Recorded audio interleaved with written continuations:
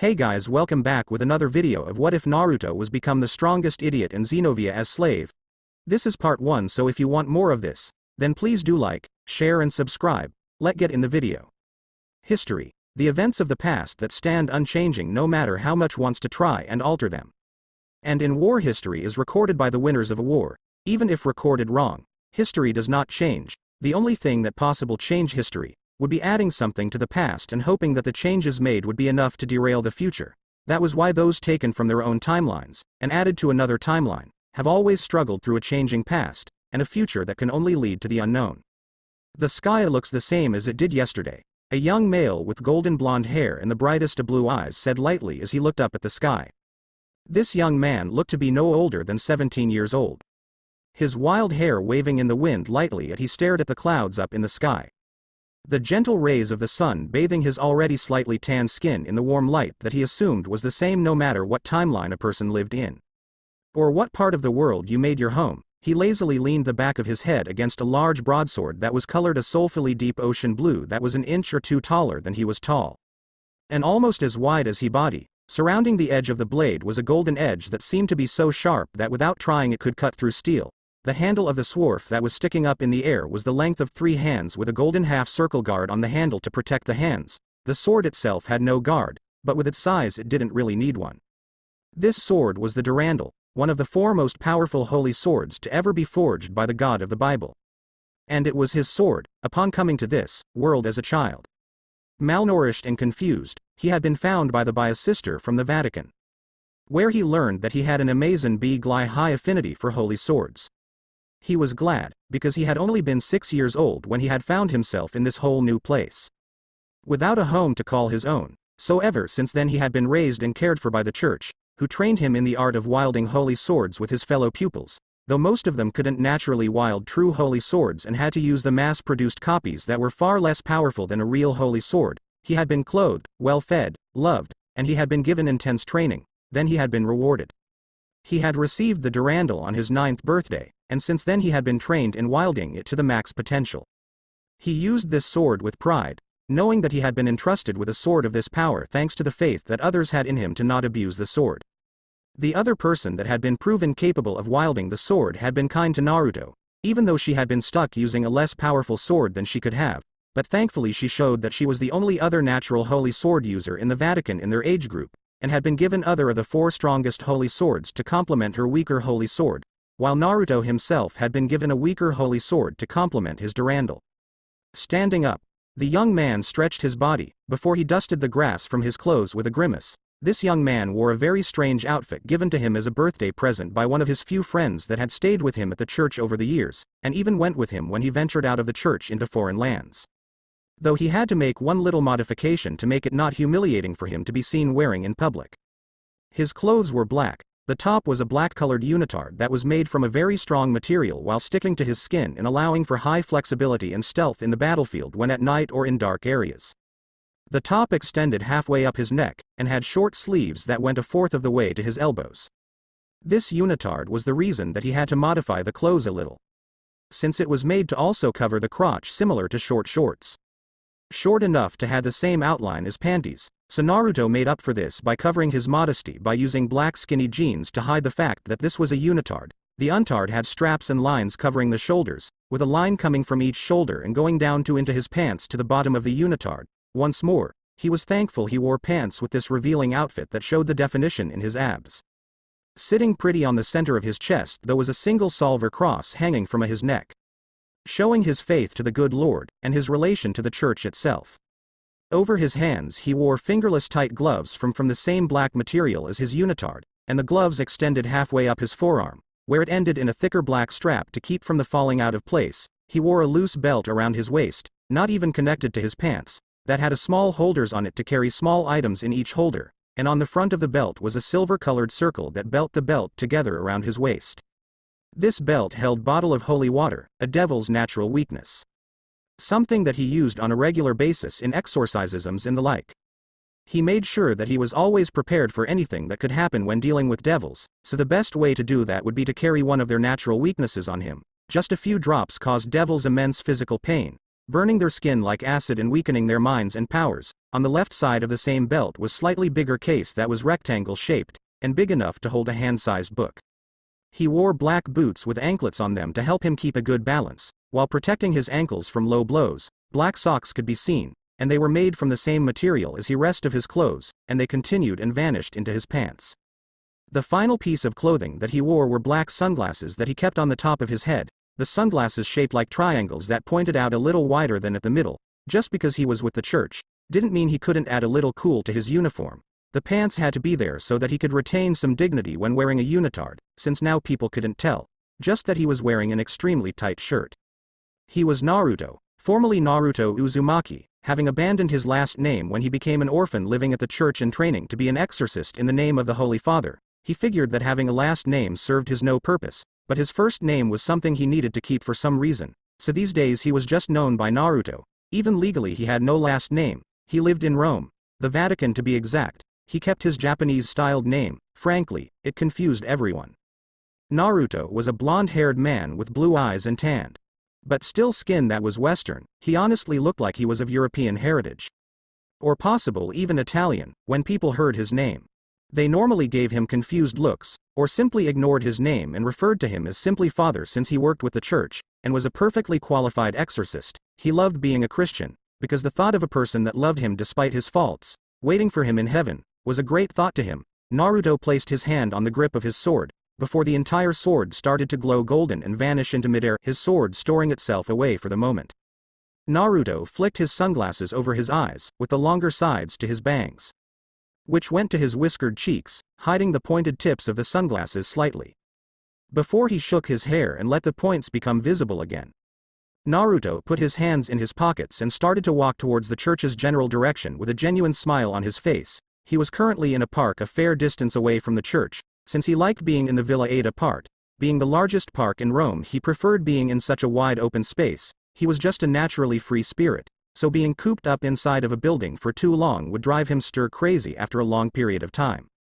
He passed by the people of the city that were in the park, and they all greeted him with warm smiles. His work as an exorcist was no secret, though the details weren't general knowledge. The people of this city all knew him and his partner, who were becoming rather famous as of late. "Good morning, Father." Another stroll through the park.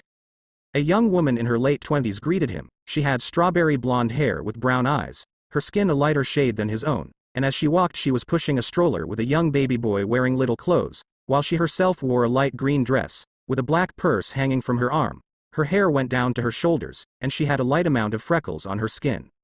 "Yes, Adriana, it was a beautiful day. I hope you and little Bernardo enjoy the sun and clear sky. I have been hearing it would start raining later today." Naruto greeted back, and offered some helpful advice while he was at it. Adriana had called him 2 weeks ago so that he could perform a small exorcism on her home, having suspected that she was being bothered by angry spirits, so Naruto had come over and done his work. Since then he had been happy to hear that she hadn't been having any more problems with her home, showing he had done his job properly. "Thank you, Father. Say hey to Father Bernardo, say hey," the kind mother said to her son, and Naruto leaned down with the little boy reaching up to play with whisker birthmarks on Naruto's face. But Naruto only let the baby grab his pinky, before he smiled warmly and stood up before he and Adriana said their goodbyes. This having only been a brief meeting, Naruto continued to walk, before he raised his hand and caught a bag tossed to him by a man standing a few dozen feet away from him. A burly man with a kind, if cocky, smile on her face, a bushy mustache on his face while he wore a stained apron in front of his normal clothes, and he had slicked back black hair. "Heading back home already, Father? Take those, free of charge. Keep of the great work," the man said, and Naruto opened the bag to various flavored tea bags, so with a smile he accepted him and gave the man a smile. "Thank you, Charles. This is much appreciated. Tea has become a luxury lately. It is very nice of you to give me these. I will be sure to share these with the other orphans and Xenovia when I get home." Naruto thanked once more honestly, before he continued on his way, enjoying the bright smiles people gave him when they saw him. No matter how many people smiled at him, he was always happy when somebody offered him kind words. It made him happy to know that people enjoyed him being around them. Charles went back to the selling of his teas at the stand he ran, while Naruto looked at the sky as he walked. Xenovia was the name of his partner, the person that he had technically competed against for the possession of Durandal, his best friend who he had been together with training and learning with over the last 11 years of his life when he woke up lost and confused near the church. and since then she had been his partner for every single mission the two had been on that involved their jobs as exorcists, though occasionally one of the newer exorcists would join them on a mission. The two had lived together for years, so they knew each other's fighting styles in and out, as well as the abilities the others had. Before he had ended up with the church, Naruto had been training to become what was called a ninja in his homeland, and had been in the middle of his first year in school to become a ninja. Unlike other human exorcists, Naruto knew how to channel the energy inside of his body to increase his speed and strength. He could flow his chakra through various parts of his body and increase his strength by a certain amount, increase his speed, and it made him a stamina freak that could go on for hours in whatever he tried doing, using his chakra. He could even use it as a form of attack by pushing it through his fists and feet, before pushing it and attacking his enemy's life force directly, something that was almost impossible to defend again. Of course, he had been forbidden from using this against humans, but against devils and fallen angels he had no such restriction. Xenovia had admitted to him that she was jealous of his ability with his inner energy, and how he could use it as a brute strength enhancing technique, or a direct assault on the enemy. It was hard finding a person that could teach him more about this energy inside of him. Because he knew that learning how to master it, and that mysterious energy that resided even deeper inside of him, would be a major boon to him. Nobody had seemingly heard of this energy in the church. So he had pretty much given up on finding a person that would be willing to try and teach him how to learn this energy. So he was mostly self-taught. Interesting fact. Apparently he could use this energy to walk on water, something he learned after a lot of experimentation. He was still experimenting with his chakra, trying to learn to use it to form the jutsu that he could remember seeing when he had dreamed of being a ninja, but he sucked at remembering hand signs, so he was trying to learn in a different way. Naruto stopped by the street, before he blinked when he saw his partner waiting for him while leaning up against the side of his motorcycle. The mode of transportation they used to go out of city for any such jobs that needed them to travel out of walking distance. His motorcycle was a red and black Moto Guzzi with enough room on the seat to fit two people. On he had decorated his bike with the inscriptions of crosses. Other than his own add-ons, nothing else was strange or unique about this bike, other than the fact that Xenovia should not have ridden his bike over here, unless she pushed it, because unlike him she was not licensed in driving anything, period. Xenovia was a young woman his age, 17, with chin-length blue hair with a green fringe on the right side of her bangs. She had light skin, and her eyes were a striking dark yellow color. And her body was that of a toned, beautiful, young woman. Unlike him, her uniform had long gloves that went up to the middle of her biceps. And she wore no pants or belt, showing that her boots extended up to mid-thigh with straps on them. This was why Naruto wore pants over his clothes, so that people didn't see that on him. He was okay with others seeing the top like that, but not the bottom. Anyway, unlike other girls in their age group, Xenovia had large breasts, being both amazingly in volume and how they remained perky despite being far surpassing the average woman. Breasts that were being showed off in the tight unitard of their battle uniform, a uniform they both wore in and out of battle.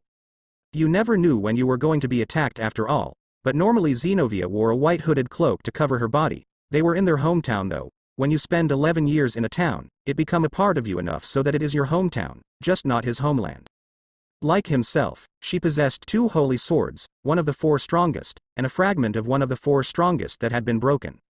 While she had originally been thought to be the Wilder of Durandal, he had proven to be a more fit Wilder, so she had been given another holy sword called the Dragonslayer sword, another legendary sword that also went by the name Ascalon, a sword that she had been given so that the two of them could fight with each other without one being too far superior to the other, an equal partnership with neither being the leader because of strength, though Naruto was far stronger in unarmed combat. They each carried one of the 7 Excalibur fragments. Fragments of the holy sword Excalibur, one of the 4 greatest swords. Xenovia was like himself, in which she kept her swords stored away when not in use, but could call on them at a moment's notice, though this only applied to her Ascalon. Like with Naruto's Durandal, their other swords were kept on them at all times. She had her Excalibur fragment wrapped up in bandages that could be taken off in a flash. She used the Excalibur Destruction Fragment, a sword of awesome raw power and cutting ability. A sword that was almost as large as his Durandal with axe-like guards and a double-edged blade that ended in 3-pointed spikes. His Excalibur fragment was also on his body, though he had it hidden using the special ability of his fragment to change shape. Using the shape-shifting powers of his Excalibur mimic, he could make it change shape into almost any shape of weapon he could think of, or sometimes not even weapons. Naruto's sunglasses seemed to glint. Yes, Naruto used the mimic ability of his other holy sword to make them take the shape of sunglasses. Naruto walked to Xenovia, and made it clear that they were both the same height at 5 feet and 5 inches tall, about average heights for their age, with Naruto still growing at the moment. Please tell me you didn't drive my bike here, Naruto requested blankly, hiding how nervous he was at the fact that she might have rode his bike. I pushed it here, we have orders directly from the Vatican. A stray devil has been rumored to have appeared in Florence. We have been ordered to exterminate it before coming back, Xenovia said, knowing how much relief she brought to Naruto when she said that she didn't ride his bike, when she honestly didn't, she just wanted to start the mission as soon as possible, so coming here to tell him about it, but then going back to get his bike, would take much longer than just bringing it along with her by pushing it. She was more than strong enough to push a bike without trouble, a big motorized bike it may be. Well, that is a downer. It is supposed to rain later today, Naruto whispered to himself. He wasn't worried about his clothes or his bike, since both were waterproof, but he was worried about driving the road when it was raining. It will be a long drive, but slaying the devil takes top priority. Going by plane would cost too much, so it would be cheaper to use your motorcycle and take the slightly longer way. Before coming back, Xenovia commented as she reached at his bike and put her own. As in she owned it, blue helmet with a screen in front of her face. Before she placed it over her head and tilted up the screen to look him face to face, now he understood why she wasn't wearing the white hood, because she didn't want it to weigh them down by getting wet. While their battle attire were warm and waterproof, the only part they had to worry about was the diamond-shaped area above the butts that was made to allow the clothes to breathe better. It would feel weird having cold water just hit part of their lower backs, while most of them stayed dry. Somebody is eager for a fight, can't argue though, stray devils are disgusting creatures. So we better go slay it, and who knows if it will attack the plane before it hit the ground. It is better to just drive there, more cost-effective too. Naruto said as he got onto his motorcycle and took his sunglasses off. The sunglasses glowed brightly, before they were replaced with goggles better made for driving and keeping water from his eyes. He honestly didn't care about his hair getting wet, and if they were about to wreck, then Naruto could turn them into a helmet in a split second, or just have both himself and Xenovia jump off the bike should they have to save themselves. A bike wasn't worth their lives. Hurry. Any time wasted is time that the stray can be devouring humans. Xenovia urged him, so Naruto started his bike up and made his way down the road. Before stopping at a sign with a twitching eye, before he looked and started going again. Knowing the roads to the city like the back of his own hand. She didn't have to urge him to get him to understand how important them hurrying was. Well, not really, since stray devils normally only became active at night, and they would be getting there around night, so they could look for it around the time it started to become active. Sunlight weakened devils slightly, and while it affected stronger devils less, most stray devils were weak enough that sunlight weakened them a good amount, so they hid themselves away during the day, before becoming active at night. Xenovia leaned forward and wrapped her arms around his waist, pressing her chest against his back so that she could hang one while he started to go a little faster, reaching the speed limit. The road out of the city was a straight shot without many turns, so they could go a little above the speed limit, and Naruto was a good driver. He just didn't like driving to a location with a devil in the rain. You never knew what might jump out at you. The job of an exorcist was a difficult one, so what kinds of powers should we be worried about from this stray devil? Like who was the devil that they abandoned? Naruto asked as he and Xenovia walked through the rain. Swords already out and ready to be used the second they came across the devil that they were being charged with killing. They had arrived in the city that they were at a few hours ago, and the two of them had been walking around after dropping off Naruto's bike at one of the local churches, and the nuns there promised to take real good care of his bike, even promising to take it to go get refueled while they hunt down and kill the stray devil that had been murdering people around here the last few days. I don't know, but the murdered bodies have all been close to the water. Maybe it is a demon that has power over water, so possibly a servant of the Citree family. Xenovia muttered just loud enough over the rain so that Naruto could hear her. Before he groaned loudly, if that was true, then they were dealing with somebody possibly proficient in water magic while in the middle of a rainstorm. That was a huge disadvantage right there. One that would make this a lot harder than it had to be, and honestly, he would rather had a devil as weak as possible in terms of fighting ability before slaying it, leave nothing to chance, give them nothing to make into an advantage. Though, devils, fallen angels, and angels had a treaty going on saying that they wouldn't attack each other. Naruto knew that the ones at this point with the biggest chance of igniting a war were the fallen angels and the stray devils. Both of those factions needed to be killed off as soon as possible before another war started.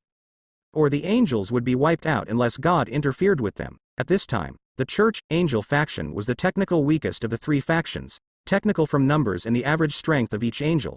They had the advantage though because they could use light, a weakness of devils. The faction with the strongest advantage would have to be the devils, so Naruto and Xenovia were wary around either of the other factions. Two natural holy sword users, they were members of the church, making devils and fallen angels their enemies as well. But they didn't have the same advantages that the supernatural factions had. Well, Naruto kind of did with his extremely strong life force and chakra. But Xenovia didn't, and they were a team. If one went down, then both of them could go down rather quickly. They both knew that in a war between the factions, the holy sword wielders like them would be targeted first before the others of their group were targeted. Holy swords could wipe a devil out with a single well-placed cut. Being both enchanted by light and given superpowers, a holy sword user could take down many devils being before taken down. The fact they each used two of the strongest holy swords forged by God himself, well, they were big targets. So we are fighting a water demon, in the rain, when we can barely see? Naruto asked with a raised eyebrow, his sunglass having turned into a short sword made for one hand to hold, and a 2-foot-long blade. I never said it would be an easy fight, just a fight. Xenovia commented, having realized the error in her plan of rushing to the city. Despite being in a rainstorm, lightning striking every once in a while harsh winds blew their wet hair around their heads, though these facts were ignored in favor of they were sensing around for the aura of a devil. Being exorcists, they were well trained in trying to sense out where devils and fallen angels were, because this was not the first time they had been sent out to slay a devil or fallen angels, and this wouldn't be the last time either. What about the last time? New York ring a bell? Naruto asked sarcastically, remembering the last time that Xenovia had rushed them into going to the target location. Forgetting that sometimes rushing things was a bad thing, Xenovia herself remembered that time and almost blushed when she remembered how they almost failed their mission because the target had sensed them coming, and ran as far away as possible, before the two of them borrowed a car from a dealer and chased down the devil, before slaying it after they had been chased around by police for 2 hours, with the devil getting out of the city and almost escaping. It took a lot of mind erasing to get the cops off their asses. And Naruto hadn't let Xenovia live down the fact that they had been called two dumb teenage thieves with a bondage fetish, though the word bondage was a bit confusing until Naruto asked somebody what it meant, and he found it hilarious that they had been called something like that, and insulted that the cops had figured out they were stupid just by looking at them. Sure, neither of them were geniuses, but they weren't completely dumb, until now it was. That was also a fight, but we had to chase it down in a borrowed car first.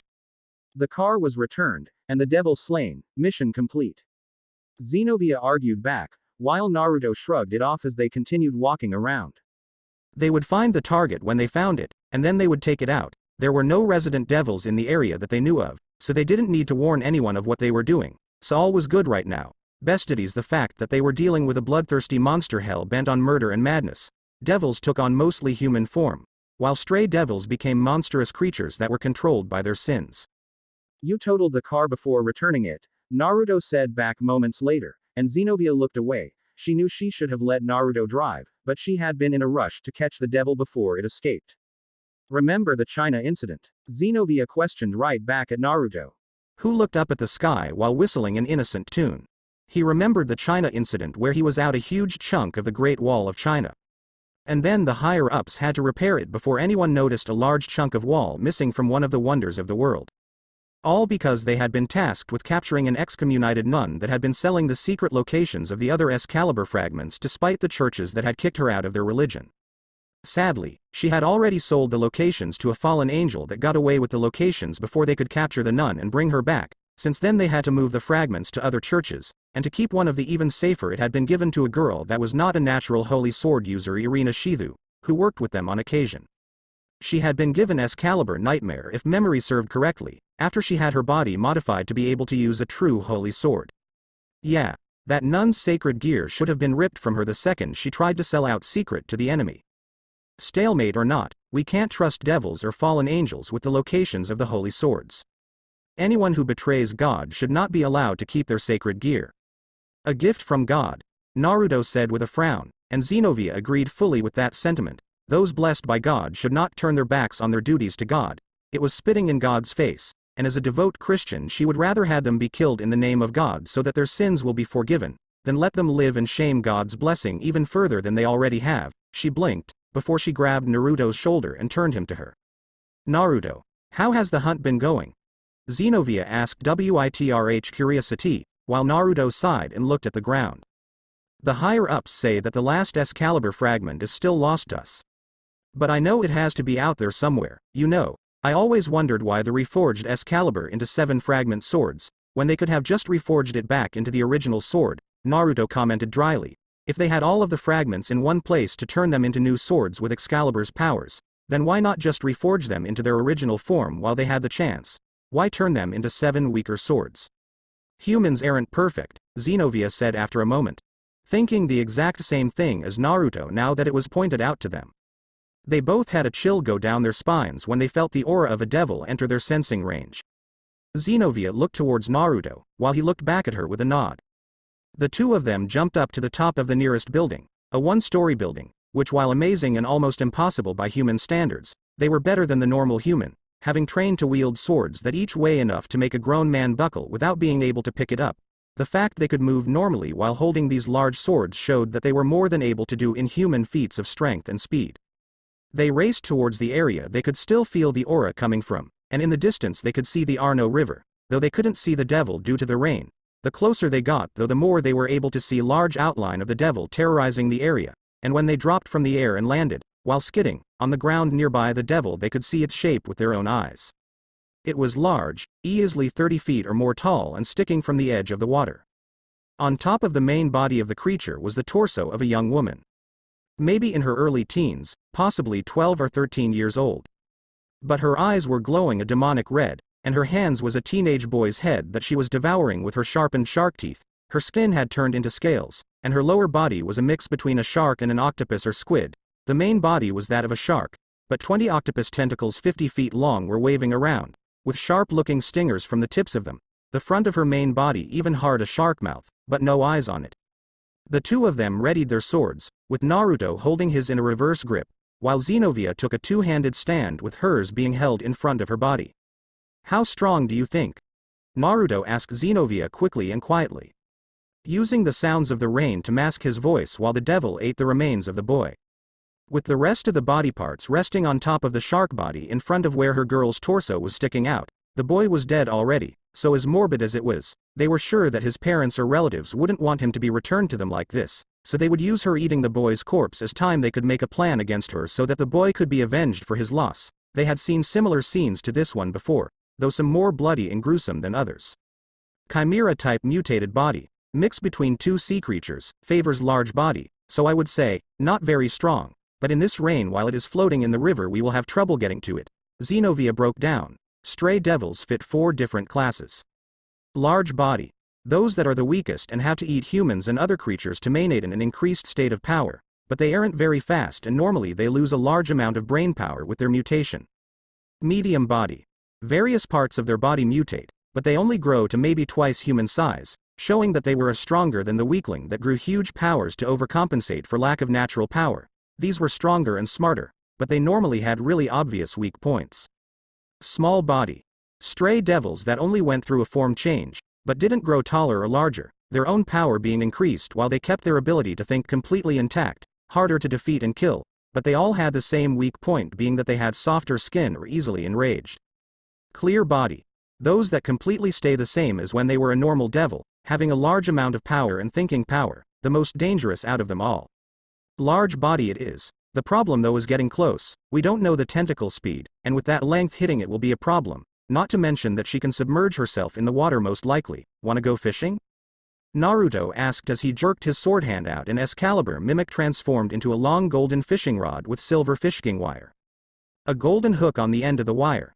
Naruto started to swing the rod around and around, building up momentum as he waited for the girl to open her mouth again. With narrow eyes, he cast his holy fishing pole and the hook went zooming towards the beast's now open mouth, before hooking on both her tongue and cheek.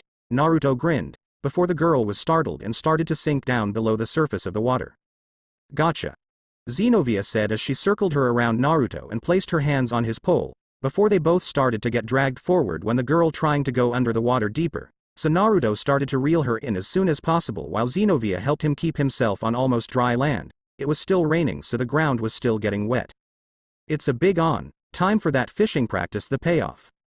Naruto shouted as he and Xenovia forced themselves to take a step back while he reeled her in, her head now sticking out from the water, her cheek being stretched more than a little bit as she looked back at them with not a small amount of panic in her eyes. It would seem that her personality was more like an octopus, run when you see even a small amount of trouble, the water around her turning deep black in response to the stray devil trying to escape in any way possible. You ever been fishing before in your life? Xenovia yelled towards him, and he grit his teeth as the two of them hit their backs against a nearby wall, not being able to go any further than they were. The girl's head and upper body was plainly visible, but she was starting to gain the upper hand and go lower into the water again. Naruto using chakra to keep his grip on the holy sword, in fishing pole form, strong enough. I am now, and that is all that matters. Boy, will this be a story to tell my fishing buddies. Naruto shouted playfully, knowing that they were well outside of the tentacle range at the moment. While Xenovia scoffed at Naruto, before they both got completely serious when they started to yank and reel in their biggest catch of the day. And hopefully only catch of the day. Xenovia took a hand off the pole before she reached and held Excalibur Destruction at the ready with a single hand. Just in time too when she had to cut down a few tentacles that tried to slice at them, the devil girl screaming in pain at the holy sword inflicted wound, causing way more pain than a normal wound, her demonic energy being forced out through the wound with her blood. The tentacles that were cut off faded away into gold dust that faded into nothing. When a devil was killed like this, their souls were completely destroyed, no hopes of returning for him. Stop playing around already, you should have killed her the second you had her hooked. Xenovia muttered, and Naruto stopped thinking for a moment when he realized that he could have just done that instead of this entire tug-of-war that they had going on. Naruto jerked the rod again. Before the hook inside of the girl's mouth transformed and the devil child was surprised and jerked back when the sword came back to Naruto's hands and turned into the form of a normal sword. Naruto and Xenovia both started to charge towards the devil, a small race between them. Jumping through the air, Naruto slashed her across the small chest and her entire body started to turn into golden dust from the deep cut being given to the relatively weak devil girl, and Xenovia grabbed Naruto by the hand and brought him back onto the ground before he could take a swim in the rapidly moving river, which could have taken him for bad ride. The body of the devil soon completely vanished, leaving no proof that she had ever even existed here in the first place. Sorry, but we still needed to pull her in before she could escape. Unless you can swim and fight underwater at the same time. If that was a skill you mastered, then please let me know in the future. Naruto joked with a smile, while Xenovia sighed and shivered lightly when the cold water of the river shot up and splashed the two of them. Xenovia punched Naruto in the arm second later for his comment, and since both of them were wet already they began to walk back to the church they left his bike at, and hopefully stay there for the night. Waterproof clothes for the win, but his pants were soaked. You know, this might sound weird, but I kind of like the rain right now. Nobody saw us killing a stray, so no need to erase any memories of this incident. Nothing went wrong either like the last time we killed a devil near the coast of Florida. I have never had as much sand in my suit as that day, Xenovia said with an uncomfy rub of her butt, the crack of which was showing from the back cut out part of the unitard that was there to let their skin breath. Sadly, Naruto remembered that as well, and sand in her crack was not something this unitard protected you from. I still remember the rash. Naruto agreed with a groan. Never before had he been so humiliated over such a simple problem. Getting a sand rash was something you didn't just admit, not unless the person you were admitting it to also got a rash. I remember the plane ride with the rash, Xenovia commented back at him, and Naruto groaned at that. I remember throwing up in the bathroom after eating bad peanuts on a plane with a rush, Naruto said with a slight smirk, knowing that Xenovia was going to try and one-up him and lengthen what he just said by adding onto it. I remember when the rest of the people on the plans threw up from the bad peanuts after you threw up on the plane ride with a rash, Xenovia said, and Naruto raised his hands in defeat. That was pretty much all that happened after that mission had been finished, and the kill had been a sand-loving crab-like stray devil that had dragged them through the sand for a while before they cut it to pieces. The monster had been covered in crabs as well that it had attracted to them, so they had crabs for dinner that night when they got back home. Have to admit that the crabs were good tasting, real fresh. Naruto licked his lips at the memory of the good meal. And Xenovia nodded, she had to admit that she really liked the taste of crabs after a hard mission. Though the rash kind of sucked for the few days that it stayed. The two of them continued to talk as they walked towards the church, and when they got to the church they were surprised to see that the lights of the church were on, showing shadows in the windows. When they walked through the unlocked doors, they were both surprised when they saw that the nuns of the church were waiting for them with smiles on their faces. Seeing that Naruto and Xenovia came back so soon could only mean that they had taken care of the problem. Honestly, large bodies stray devils were the easiest to take care of because had to overcompensate for their lack of power with larger bodies. "Welcome back, father, sister," the oldest nun of the church said as she came forward and gently guided the two of them towards the front of the church where a small table was sitting.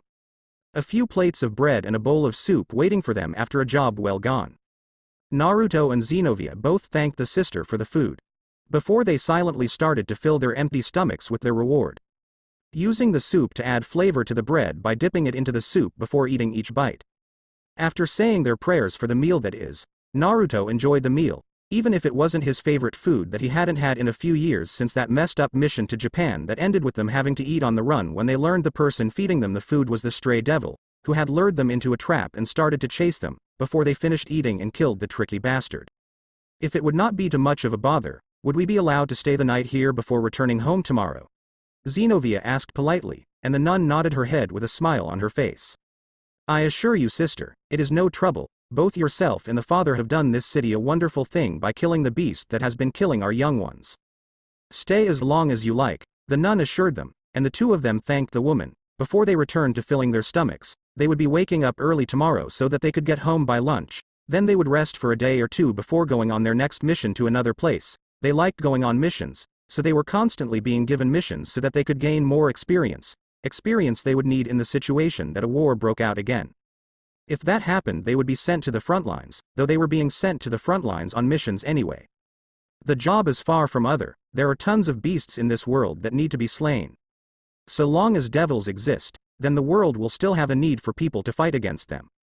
Naruto whispered to himself, with Xenovia nodding lightly next to him. They were trained for this sort of situation, and even after all was said and done they would still be loyal followers of God, but being exorcists was what they were trained for. Naruto transformed his sword into sunglasses, before putting them over his eyes with a smile on his face.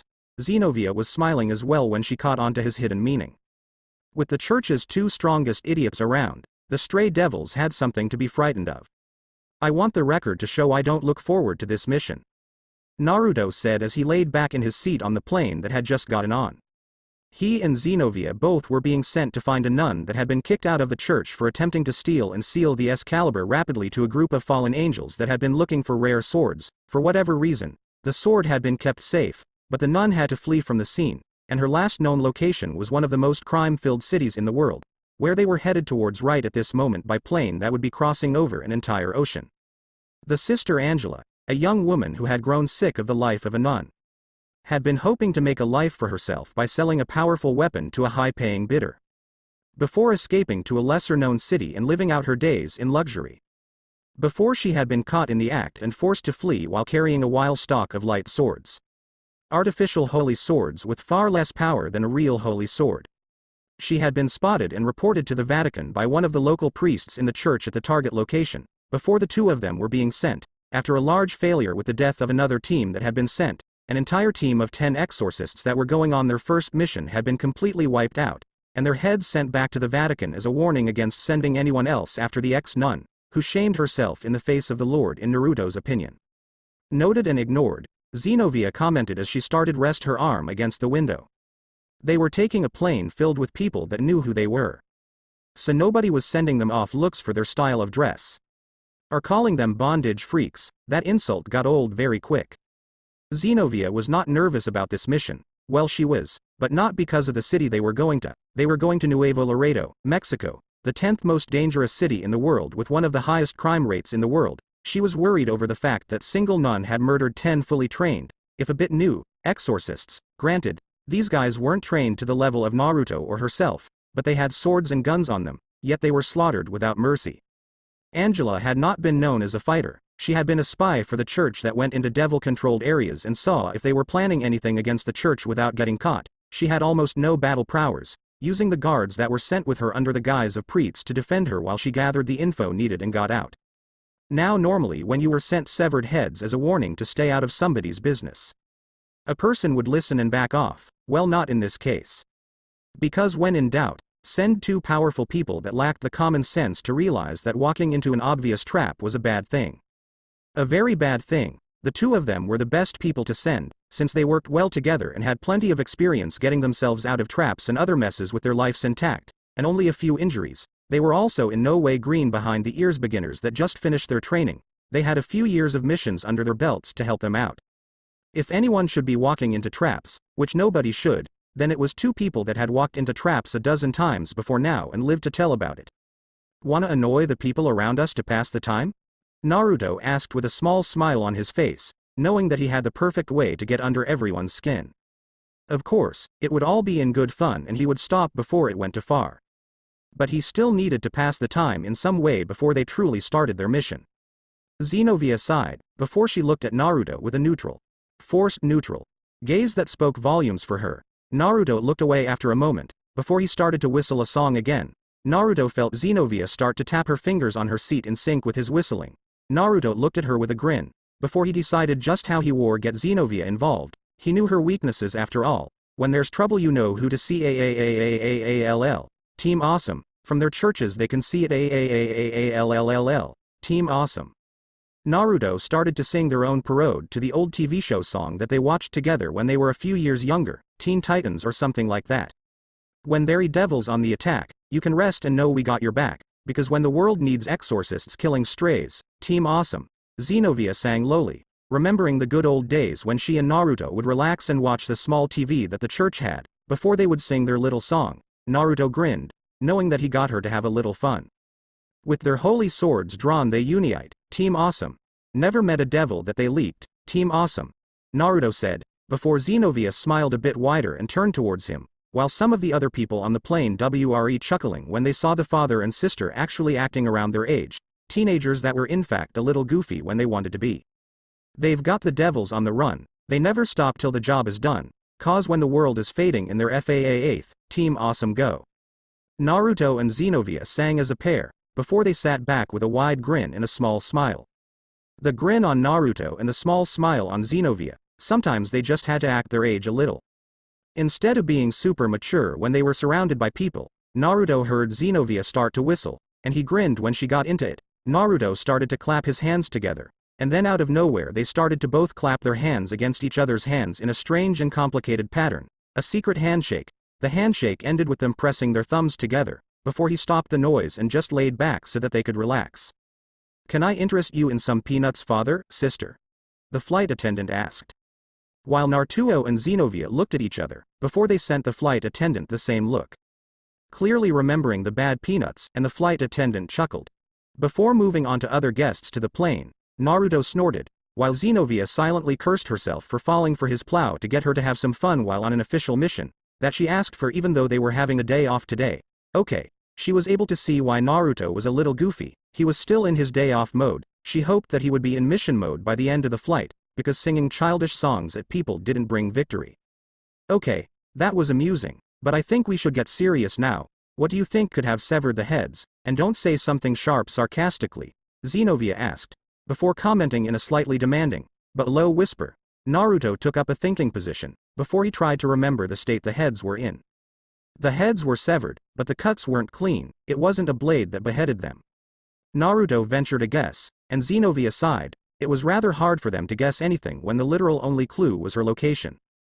Which doesn't help, and the fact that the heads weren't cut cleanly. They were both told that the only reason they knew the location hadn't changed recently was that a letter came for the church from the location. The same location as the return address for the box that had the heads inside of it. How that box passed the security checks for overseas packages they would never know, just that somebody they had gotten it past the checks. So you have no clue, do you? Xenovia asked, just to make sure that she got all of her information out of him that she could. When he nodded she sighed and grabbed the bridge of her nose. The two of them didn't say anything for a while after that, both of them thinking about their own things while the plane started to move. Xenovia looked out of the window as the plane started to go up into the sky. Naruto leaned and closed his eyes with his head resting on Xenovia's shoulder, knowing that she would wake him up when they got there, or rather, if anything interesting happened. She reached into her bag, before she pulled out a book and started to read it to pass the time. They both looked irritated when a baby instantly started to cry when the plane started to go up. But they ignored it for a while.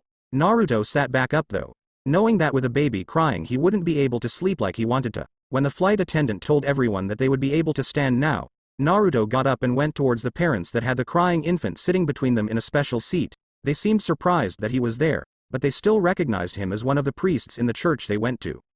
Father, is there anything we can do for you? The father of the baby asked. And Naruto looked at the crying child for a moment. Naruto reached down and used a trick he had heard to get a child's ears to pop when on a plane. Before he lightly pinched the nose of the child and pinched his mouth shut for a second. The parents seemed surprised. Before, when Naruto took his fingers from the baby, the infant seemed to be much calmer. All Naruto did was block the nose and mouth so that the ears would pop, and the baby would stop feeling uncomfy. So with a gentle wave he made his way back to his seat, getting thankful looks from the people he passed by. When he was back in his seat he crossed his arms and leaned against Xenovia again. You know how to get crying children to pop their ears? Xenovia questioned with a raised eyebrow. Before she saw that Naruto was already in a dazed state, he could fall asleep rather quickly if he wanted to, and he obviously wanted to. It was going to be a long flight, so she couldn't blame him for spending his time resting up. Something she might want to do as well, so putting her book away, she decided to rest up for the mission by leaning back against Naruto and slowly falling asleep as well. The flight passed by in the blink of an eye when the two of them were awoken by the flight attendant. And went through the security checks a second time as they got out of the terminal and left the airport with a sense of confidence that they would be succeeding this mission.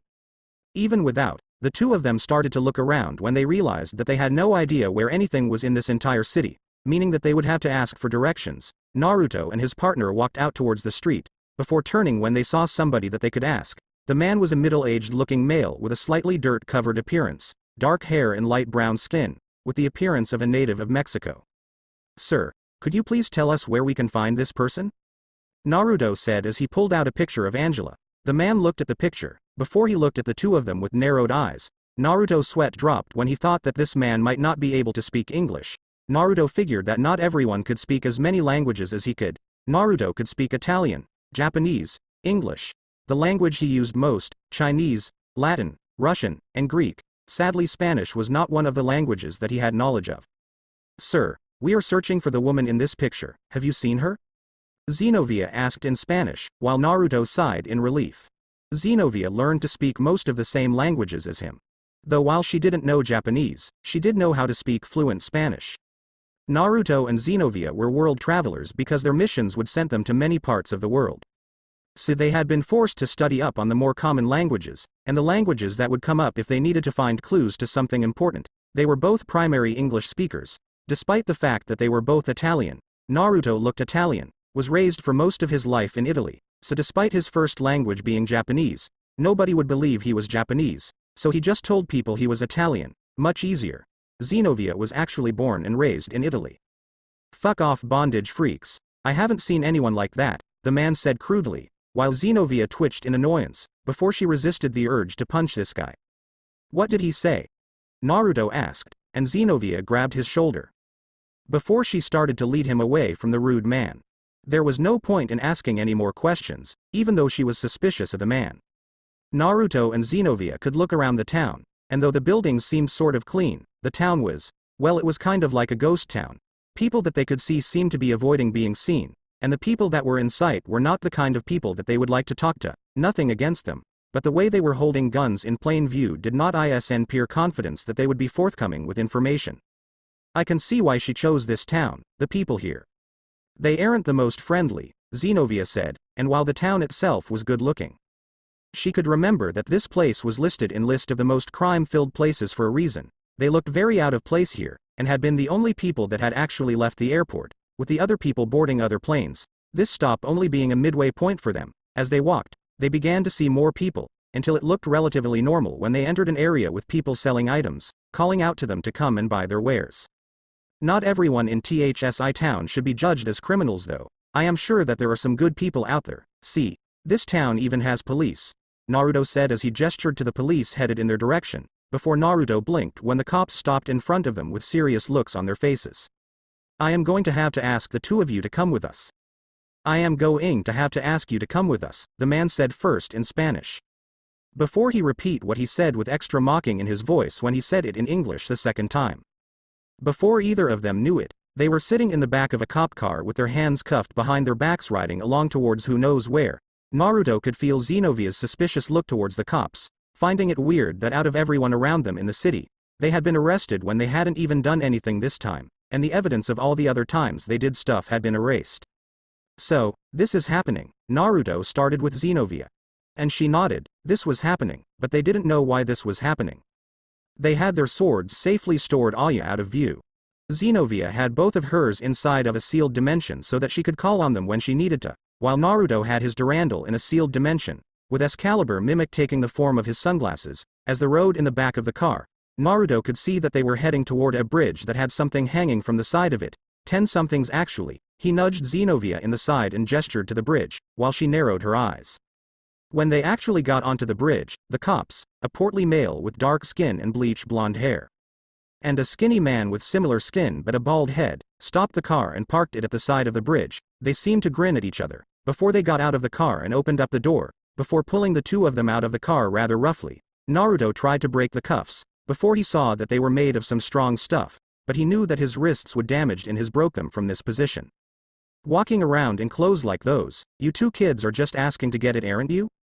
I hope the two of you are better than the other people that followed the boss here.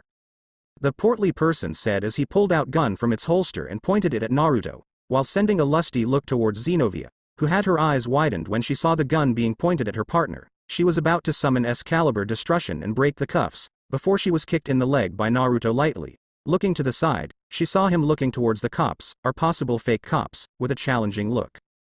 Boss, I didn't know that cops could be ordered around so easily, Naruto said, fishing for information, while the skinny one came forward and sucker punched Naruto in the gut. Naruto doubled over, even though it didn't hurt, and coughed lightly. Hurt or not, that had bronze knuckles on his fist, and the fist had winded him a little, but he would suffer no real damage from it. The boss hired us to find anyone dressed like a priest.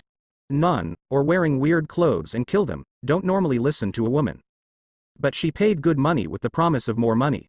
A Mons has to eat and fuck. She said that as long as we killed you weirdos that we could get paid to fuck any dumb bitches that got in our way, the skinny one explained, before he was knocked from his feet when Naruto jolted up and slammed the top of his head into the Mons' nose, knocking him from his feet and to the ground with a bleeding nose. The fatter one started to open fire at Naruto, but the attack never landed when a sword blocked the bullet before it could hit Naruto. Xenovia had summoned forth her Excalibur Destruction and freed herself just in time. Even though Naruto would have been fine, he was glad that Xenovia had bought him time to think. Jumping up and curling his legs to his chest, he brought his hands in front of his body, before he reached up and grabbed his sunglasses, before he turned them into a sword and cut himself free. The large man got out of his stunned state, while his partner picked himself off of the ground, and now that they were free both Naruto and Xenovia put their swords away, before they rushed the two men and punched them in the stomachs.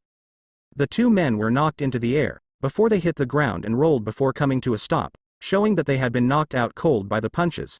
Naruto transformed Mimic into a smaller sword, before he completely CU the cuffs off of himself and Xenovia, before turning them back into sunglasses and putting them on.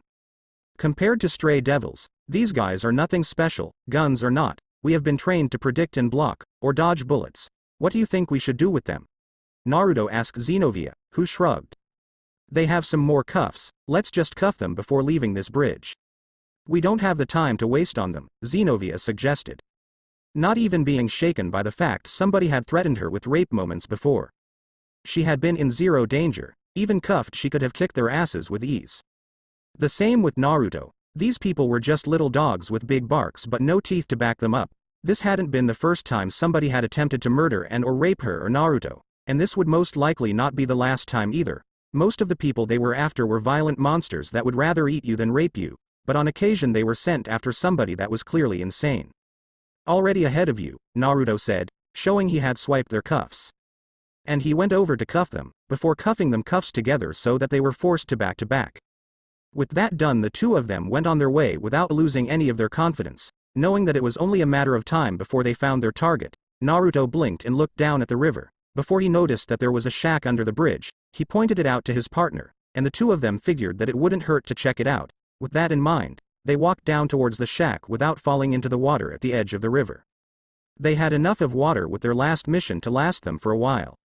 The shack was a small thing, only big enough to house a single person, with it being more the size of a tool shed than a real house. It was made of new wood, but the whole thing was poorly built, shown that the builder wasn't very talented at building anything. So they knocked on the door and waited for an answer. Naruto and Xenovia both jumped out of the way, landing in the river, when bullets started to burst through the wood towards where they had been. Today was not their lucky day. and that was proven even more true when they broke the surface of the water to see Angela looking down at them with guns pointed at their faces.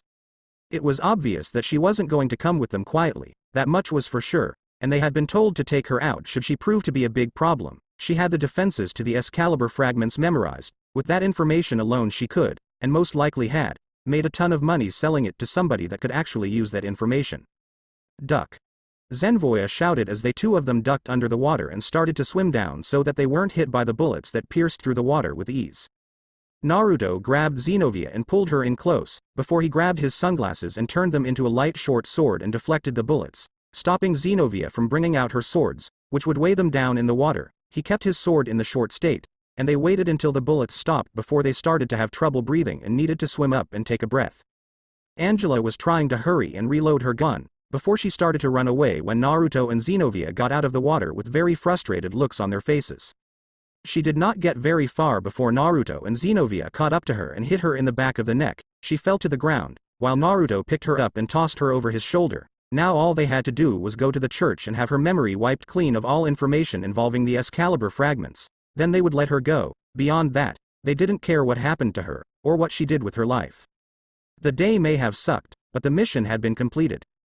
"You have this under control, right?" Xenovia asked Naruto, as they once more encountered trouble on a mission of theirs.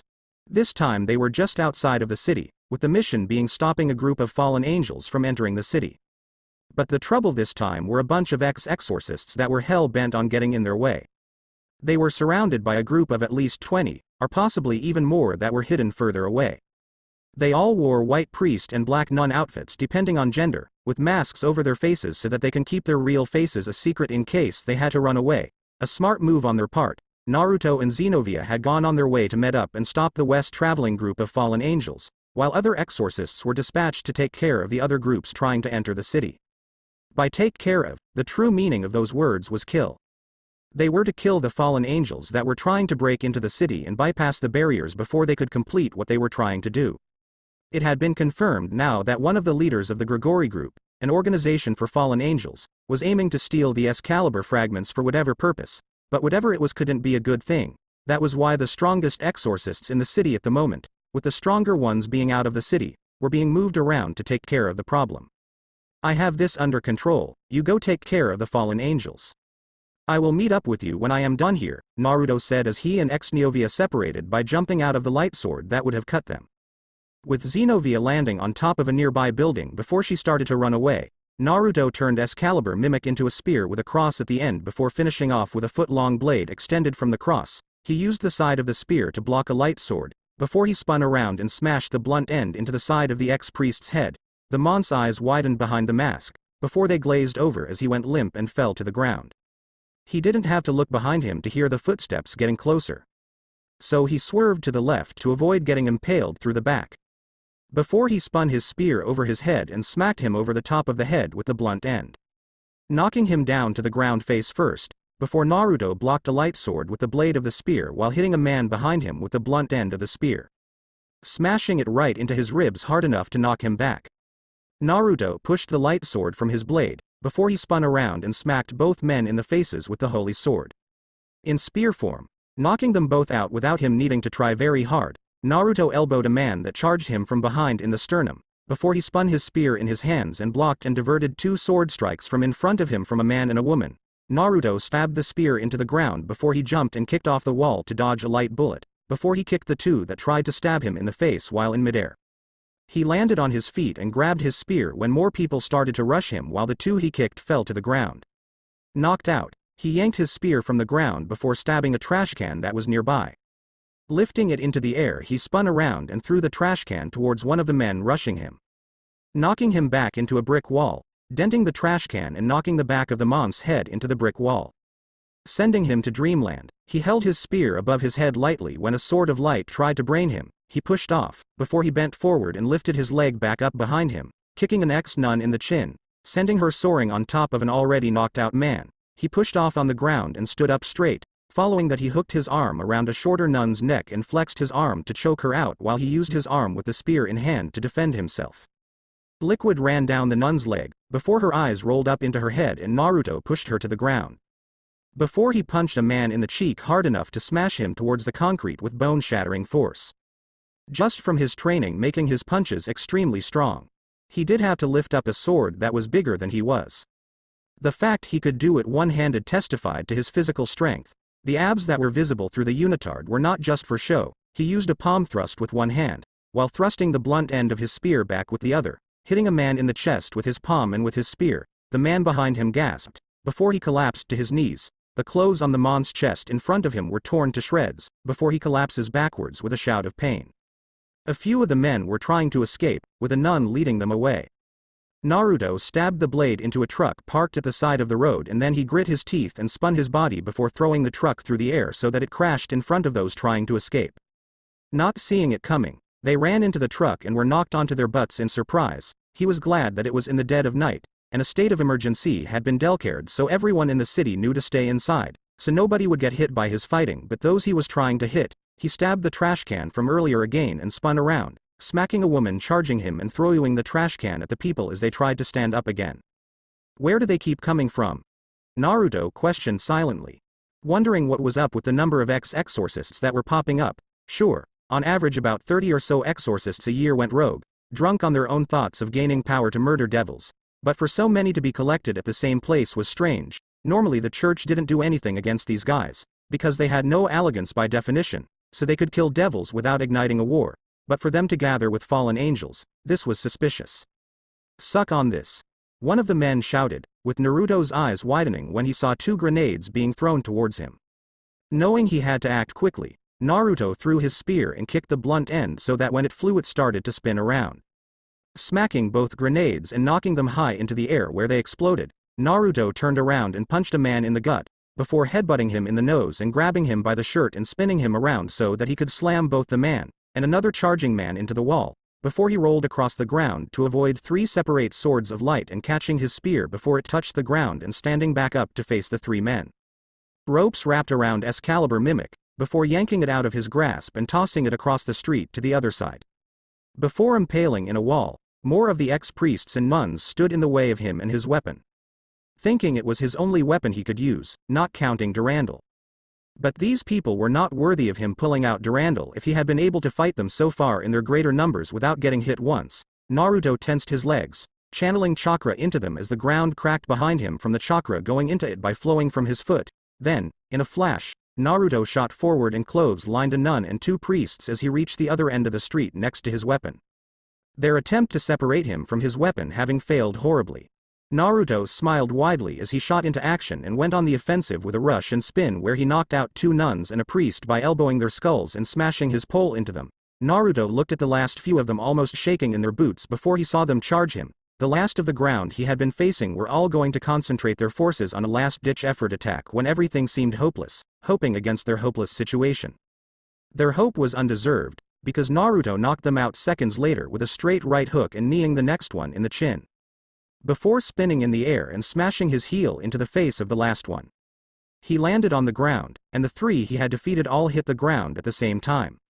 Looking around, Naruto saw that he had left the bodies of the unconscious littering the area, all of them groaning in pain or bleeding on the ground. So with a shrug Naruto turned Excalibur Mimic into sunglasses again as he jumped up to the nearby cafe that had feet hanging out the broken window, and in the distance he could see flashes of light being thrown around. Naruto started to run along the rooftops, before he heard a shout. Naruto Senpai! Naruto Senpai! The joyful and upbeat shout of a young girl was heard running towards him. So jumping from the roof to the ground, Naruto saw one of the other Excalibur fragment sword users running towards him. Speaking in Japanese and using the suffix that showed that she respected Naruto as her elder. The girl running towards him wore the unitard uniform that denoted her as a wielder of an Excalibur fragment. But unlike Xenovia, her uniform had no sleeves, instead OD short sleeves.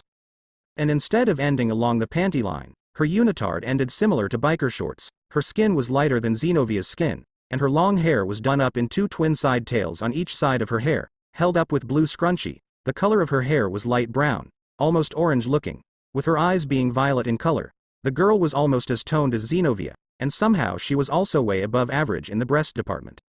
This girl was Irina Shithu, a girl that wielded Excalibur Nightmare, the Holy Sword of Dreams, after having her body modified with a light crystal so that she could use holy swords. She wasn't a natural holy sword user like Naruto and Xenovia, instead she was an artificial user, making her much weaker when it came to actually using her sword, but among the artificial users she was one of the strongest, making her fit enough to use an Excalibur fragment. The Excalibur fragment in her right hand was a silver dual-edged sword with a golden-edged black handle with no guard. This Excalibur fragment let her use the power of illusions and manipulate people's dreams. Funny enough, she was the exact same height as Naruto and Xenovia, being at 5 feet and 5 inches. It was funny how all of the church Excalibur wielders were the exact same height. Well, as it isn't the self-proclaiming raised in Japan. I thought you were dealing with the fallen angels coming from that way, Naruto said as he pointed towards south, and she seemed to fume for a second at the nickname, before she calmed herself down and took a deep breath. I was raised in Japan, and I finished with my end already. I was told to come to you if I wanted more orders, Naruto-senpai, Irina explained, and Naruto nodded to himself before he thought of what she should be doing right now. The flashes of light coming from where Xenovia was had ended, meaning either she won or lost, but since no fallen angels were coming into the city, he could guess she won and was back on her way, or searching for any fallen angels hiding out, waiting for their guards to drop. Go to the Catholic Church and guard Excalibur rapidly. Make sure that it isn't taken, but don't sacrifice your life to do so. We can always retrieve it if it is stolen later, but if you are killed we lose both Excalibur Nightmare and Excalibur rapidly. Naruto ordered seriously, knowing that the life of a talented holy sword wielder was something that couldn't be replaced so easily. While an Excalibur fragment was only a sword, it could be retrieved later and returned to its rightful place, but if she died they wouldn't know who took it, and they would lose another sword, making it even harder to retrieve the swords, not to mention he didn't want her to die. Gotcha, Naruto-senpai, and may the Lord smile on you tonight, amen. Irina shouted out with an extremely happy smile on her face. Even a small blush, her faith in the Lord was very high. Very high. Naruto watched as she ran off in the direction of the church, guarding rapidly. Before he turned to see if the signs of battle in the other directions were dying down. Naruto could still sense the Ascalon coming from Xenovia's direction. The sealed dimension worked in a way that it was possible to sense the wielder of the weapon, not to mention if the wielder ever died, then the sealed dimension would be broken and the weapon returned to heaven. The fact he could sense Ascalon meant that Xenovia was alive, and moving towards the east to take out the remaining fallen angels there. The targets were obviously the Excalibur fragments. With how the information seemed to be centered around them, it was easy to see that they were wanted for some reason. Out of the 7 Excaliburs, 6 of them were within this very city. With Excalibur ruler being lost to them, 2 Excaliburs were held in each church. The Catholic, Protestant, and Orthodox churches all had 2 swords. Though right now only Excalibur Rapidly, Excalibur Transparency, and Excalibur Blessing were without wielders, the Holy Sword of Heavenly Flare, Rapidly. The Holy Sword of Blessing, Blessing, and the Holy Sword of Transparency, Transparency. They also went by, each powerful in their own right. Rapidly was being held at the Catholic Church, which also used to hold Excalibur Destruction that belonged to Xenovia. Blessing was being held at the Orthodox Church, just like Excalibur Mimic. Finally, Excalibur Transparency was being held with the Protestant Church, just where Excalibur Nightmare used to be before Irina got possession of it. It was impossible to say where they would strike first. But it would be best to have Rapidly protected, being more powerful than the other 2 not in use. It allowed the user to grow much faster than humanly possible.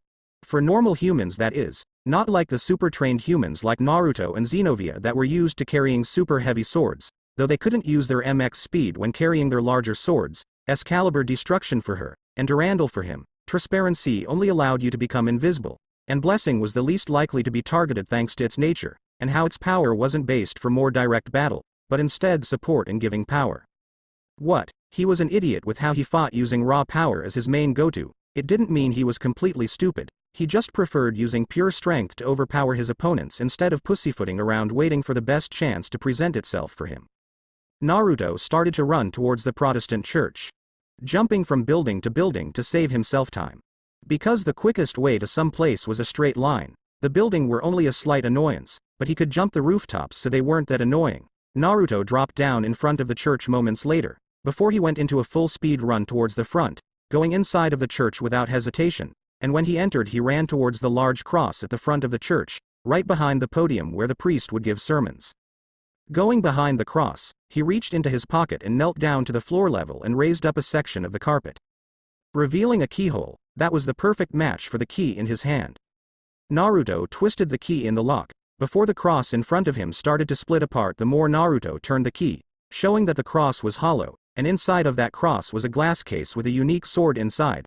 The sword looked like a thin European sword, but the entire thing had a metal swirl design going up the handle and surrounding the blade, before stopping before hitting the tip. This was Excalibur transparency, with the power to turn things invisible. He sighed in relief, before he began to turn the key in the other direction so that the cross would close up around the sword again, hiding it in plain sight, even if it wasn't the MSOT secure location. Nobody would think of it being hidden there. Naruto reached for the book at his belt. Before he opened it to show that the handheld book had strange runes on it, Naruto placed his fingertips at the runes, before he began to chant under his breath the words he was reading. The runes moved up his arm, down his chest, down his leg onto the floor, before moving towards the cross in front of him and going up it to form a protection barrier to keep tainted being, devils and fallen angels, from touching the cross. He snapped the book closed, before he stood up and placed the book back on his belt. The book he used was filled with various sealing arrays and runes so that he could place barriers, erase memories, place trackers on objects, as long as he had the book. He could look up the current location of anything that he had marked, but he would have to manually go there, so it was sort of a bad way to track something when it could run away while you chased after it. Now that he was standing up, he started to run out of the church, before he slammed right into Xenovia and knocked them both to the ground. With the two on their butts, they groaned before sighing in relief at the sight of each other. Excalibur transparency? Xenovia questioned with a genuine look of concern. Safe, and now under a protective barrier. It should be safe from fallen angels or devils now, and now it has a tracking charm on it. With my book we can track it no matter where it is taken. I was about to go check on Blessing. Irina is heading to, or it, Rapidly's location to protect. You midden helping her out while I check on Blessing? Naruto explained and questioned. Xenovia nodded, knowing the urgency of the situation, so she left to run towards the church holding Rapidly without saying another word against it. He himself ran off to go check on Excalibur Blessing and place the runes on it as well. He hated that nobody had given him permission to place them before now. Technically he didn't have permission, but it was an urgent situation. He rushed as fast as he could, knowing every second counted. And he was able to get there in 5 minutes easy, before he ran into the church to see a small group of fallen angel with dark gray wings, each only having 2 wings each, a single set, inside of the church. Naruto turned his sunglasses into an axe, before he threw it towards the nearest one, a young female fallen angel with green hair and yellow eyes. The girl didn't get to see what hit her before her head was split in 2, and her body turned into golden dust. Before the golden dust vanished into nothing, Naruto jumped into the air and caught the axe before it could hit the ground, and then he turned his axe into a golden glove. Damn. I hope they didn't locate it, Naruto thought as he used the golden glove that was resting on top of his black gloves to catch a pink spear of light that had almost pierced him through the face. He tossed the light spear aside and started to run around to avoid getting impaled. Naruto jumped high into the air, his target being a young male fallen angel with a smirk on his face and dark blonde hair with violet eyes. His face was punched so hard that it caved it, and his body started to turn into dust like the female before him. Naruto started to skid across the ground when he landed, before he turned his glove into a Japanese katana and cut a spear of light heading towards him into 2 pieces. He didn't give the fallen angels time to think or taunt him before he was on them, his sword already swinging as he cut through 3 skulls, separating the top and lower halves of their faces. They turned to gold dust and vanished before they could even touch the ground, or was it golden energy instead since it vanished? Either way, with only 1 fallen angel left, who looked like he had shit his pants, Naruto rushed him and stabbed him through the heart without mercy. This all happened in the span of 4 seconds, and in those 4 seconds Naruto had killed every fallen angels in the room. Naruto ran out of the main room, before he turned to the left and entered the room where the baptisms were performed. Inside of this room, right in the middle, was a large cross-shaped pool with light inside of the water so that it could be well lit even at night. All night long, not all of the swords were located in the same place in each church. That would be just stupid of them. Naruto went inside of the pool, before he ducked under the water with his eyes open and his hand traced the area for his key to enter, turning the lock over and over. The case holding the Holy Sword of Blessing opened up so that the glass case with the sword inside of it was plainly visible, making Naruto let out a sigh of relief, bubbles rushing to the surface of the water as he did so. Naruto got his book out, which was waterproof, before he breached the surface to take a large and deep breath of air, before going back underwater and beginning his chanting so that the runes would copy onto the case holding the fragment of Excalibur. placing both a barrier and tracking rune on the sword and sword case. With that done, he inserted the key in the lock and started to twist it so that the case would begin to close.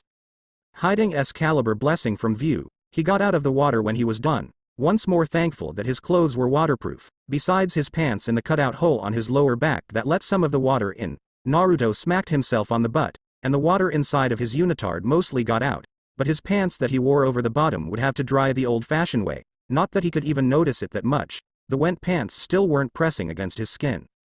He placed his book back into its holder, before he saw Xenovia and Irina waiting for him outside of the pool with frustrated looks on their faces. Naruto-senpai, the case holding Excalibur rapidly has been broken into, and the sword missing by the time I got there. How is Excalibur blessing? Irina asked, with Xenovia nodding to the question. It is safe and sound. Did you see anyone run off with the sword, or was it completely gone when you got there, no clues left behind? Naruto asked carefully, wanting to make sure what happened. Only the higher-ups and other Excalibur fragment holders like himself and Xenovia had keys to unlock the cases and reveal the swords. Irina didn't have a key yet because she was new to being a sword user of a holy sword of this level. Before a few months ago, she had been a regular exorcist that used a normal mass-produced light sword and light gun, so she wasn't trusted with the key to unlocking all of the Excalibur fragments they had. Naruto and Xenovia had been using their fragments for years in their line of duty, having become fully fledged exorcists together when they were younger, and being given the swords right off the bat, proving themselves to the point they had been given the keys to the cases years ago. Nothing but statue with it inside of it was destroyed, and the case smashed long before I got there. The guards, they were dead, Irina said sadly, looking at the ground with disappointed eyes. If only she had gotten there sooner, then she could save their lives. Damn, this isn't good. Irina, go to the Vatican and have them prepare coffin for the brave men and women that died today.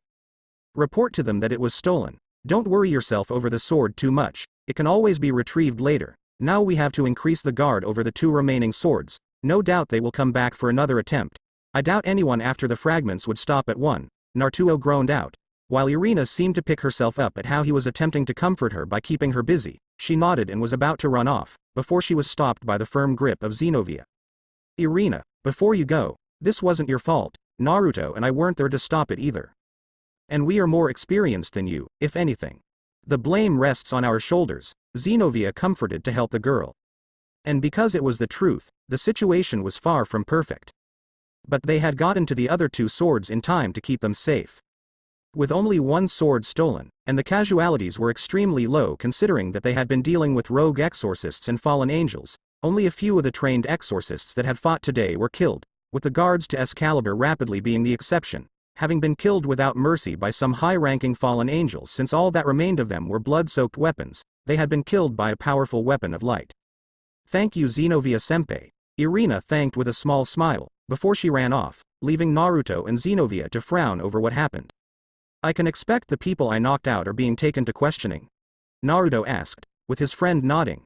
Naruto didn't knock them out just because he hated killing other humans, but because they could have valuable information on who the enemy that was after the swords was. If they had any information, then they could be offered some form of agreement for their lives. No doubt the enemy will come back. Obviously the force outside of the city were just a distraction to get us out of the way long enough for the swords to be stolen. Next time they will send stronger people now that our guard is raised higher, and the higher-ups will place stronger security around the swords, Xenovia concluded with narrowed eyes, while Naruto leaned against the wall and sighed at the frustrating situation. Now they had no clue where Rapidly was, and they were going to have to face enemies stronger than the ones they got done beating down and slaughtering. Blessing and transparency were safe though, and that was a good thing. Naruto only hoped that they weren't given a mission anytime soon so that they could be here to protect the swords. They needed to be here to defend these swords. Naruto, my son, do you know why I have called you here today? A very beautiful woman asked with a polite tone of voice. She wore the same clothes as any other nun, with her hood up and a hat on covering her hair. She had fair skin and bright blue eyes that radiated kindness. Her hair length was hidden, and her bangs were being pulled up into her hat with only the sides escaping out. She looked to be in her late 20s to early 30s. She even had a calm, serene feeling around her that one would expect from a nun. This was none other than Griselda Quarta, one of the top 5 strongest female exorcists in the entire world. Somebody that was not to be messed with. She was a member of the Catholic Church just like Xenovia and Naruto. Heck, this was the very woman that had trained the 2 of them in the arts of the sword. She had pretty much raised the 2 of them since they were kids, being their actual legal guardian. This woman could be described as the closest thing that Naruto had to a mother in his life, and might ever have. The two even shared somewhat similar looks that they had been thought of as mother and son by others before. She also scared the shit out of Naruto. This woman had turned him from a child that failed at even swinging a stick around with grace into a teenager that was proficient in well over a dozen different types of weapons. With being a swordsmaster as his top skill, she was the strongest exorcist that Naruto looked up to, and without a doubt the one that was the scariest when you made her mad, or she was on her period, or when asked her what her age was, the scariest being that one time she saw a stupid devil ask her what her age was while she was mad and on her period. Naruto had fear of God put into him that day when he saw her slay that devil in ways that even he had to pity the devil. Now, if only she would stop pulling on his whiskered cheeks so that he could ask her why she had called him here. Then all would be good, because right now she had a firm grip on his head with her hands. Her thumbs pushed his cheeks out, revealing sharp canines. Naruto really couldn't explain why his canines were a bit larger than average. But it wasn't unheard of, sometimes people just had larger teeth than others. She let go of his cheeks when she saw that he was sweating nervously. Honestly, he was sure that today he would be punished for the theft of rapidly. Naruto was the father that was placed in charge of defending the area when the others weren't around. That incident happened 2 weeks ago, and Griselda had just come back from one of her own missions in dealing with an S-class stray devil, the tracking of which took most of the time that she was away. Is it about rapidly, mother? Naruto asked. Using mother as the term for a nun and not the term given to an actual mother, he may look up to her like a mom, and be scared of her like she was his mom, but he was not stupid enough to call him his mom.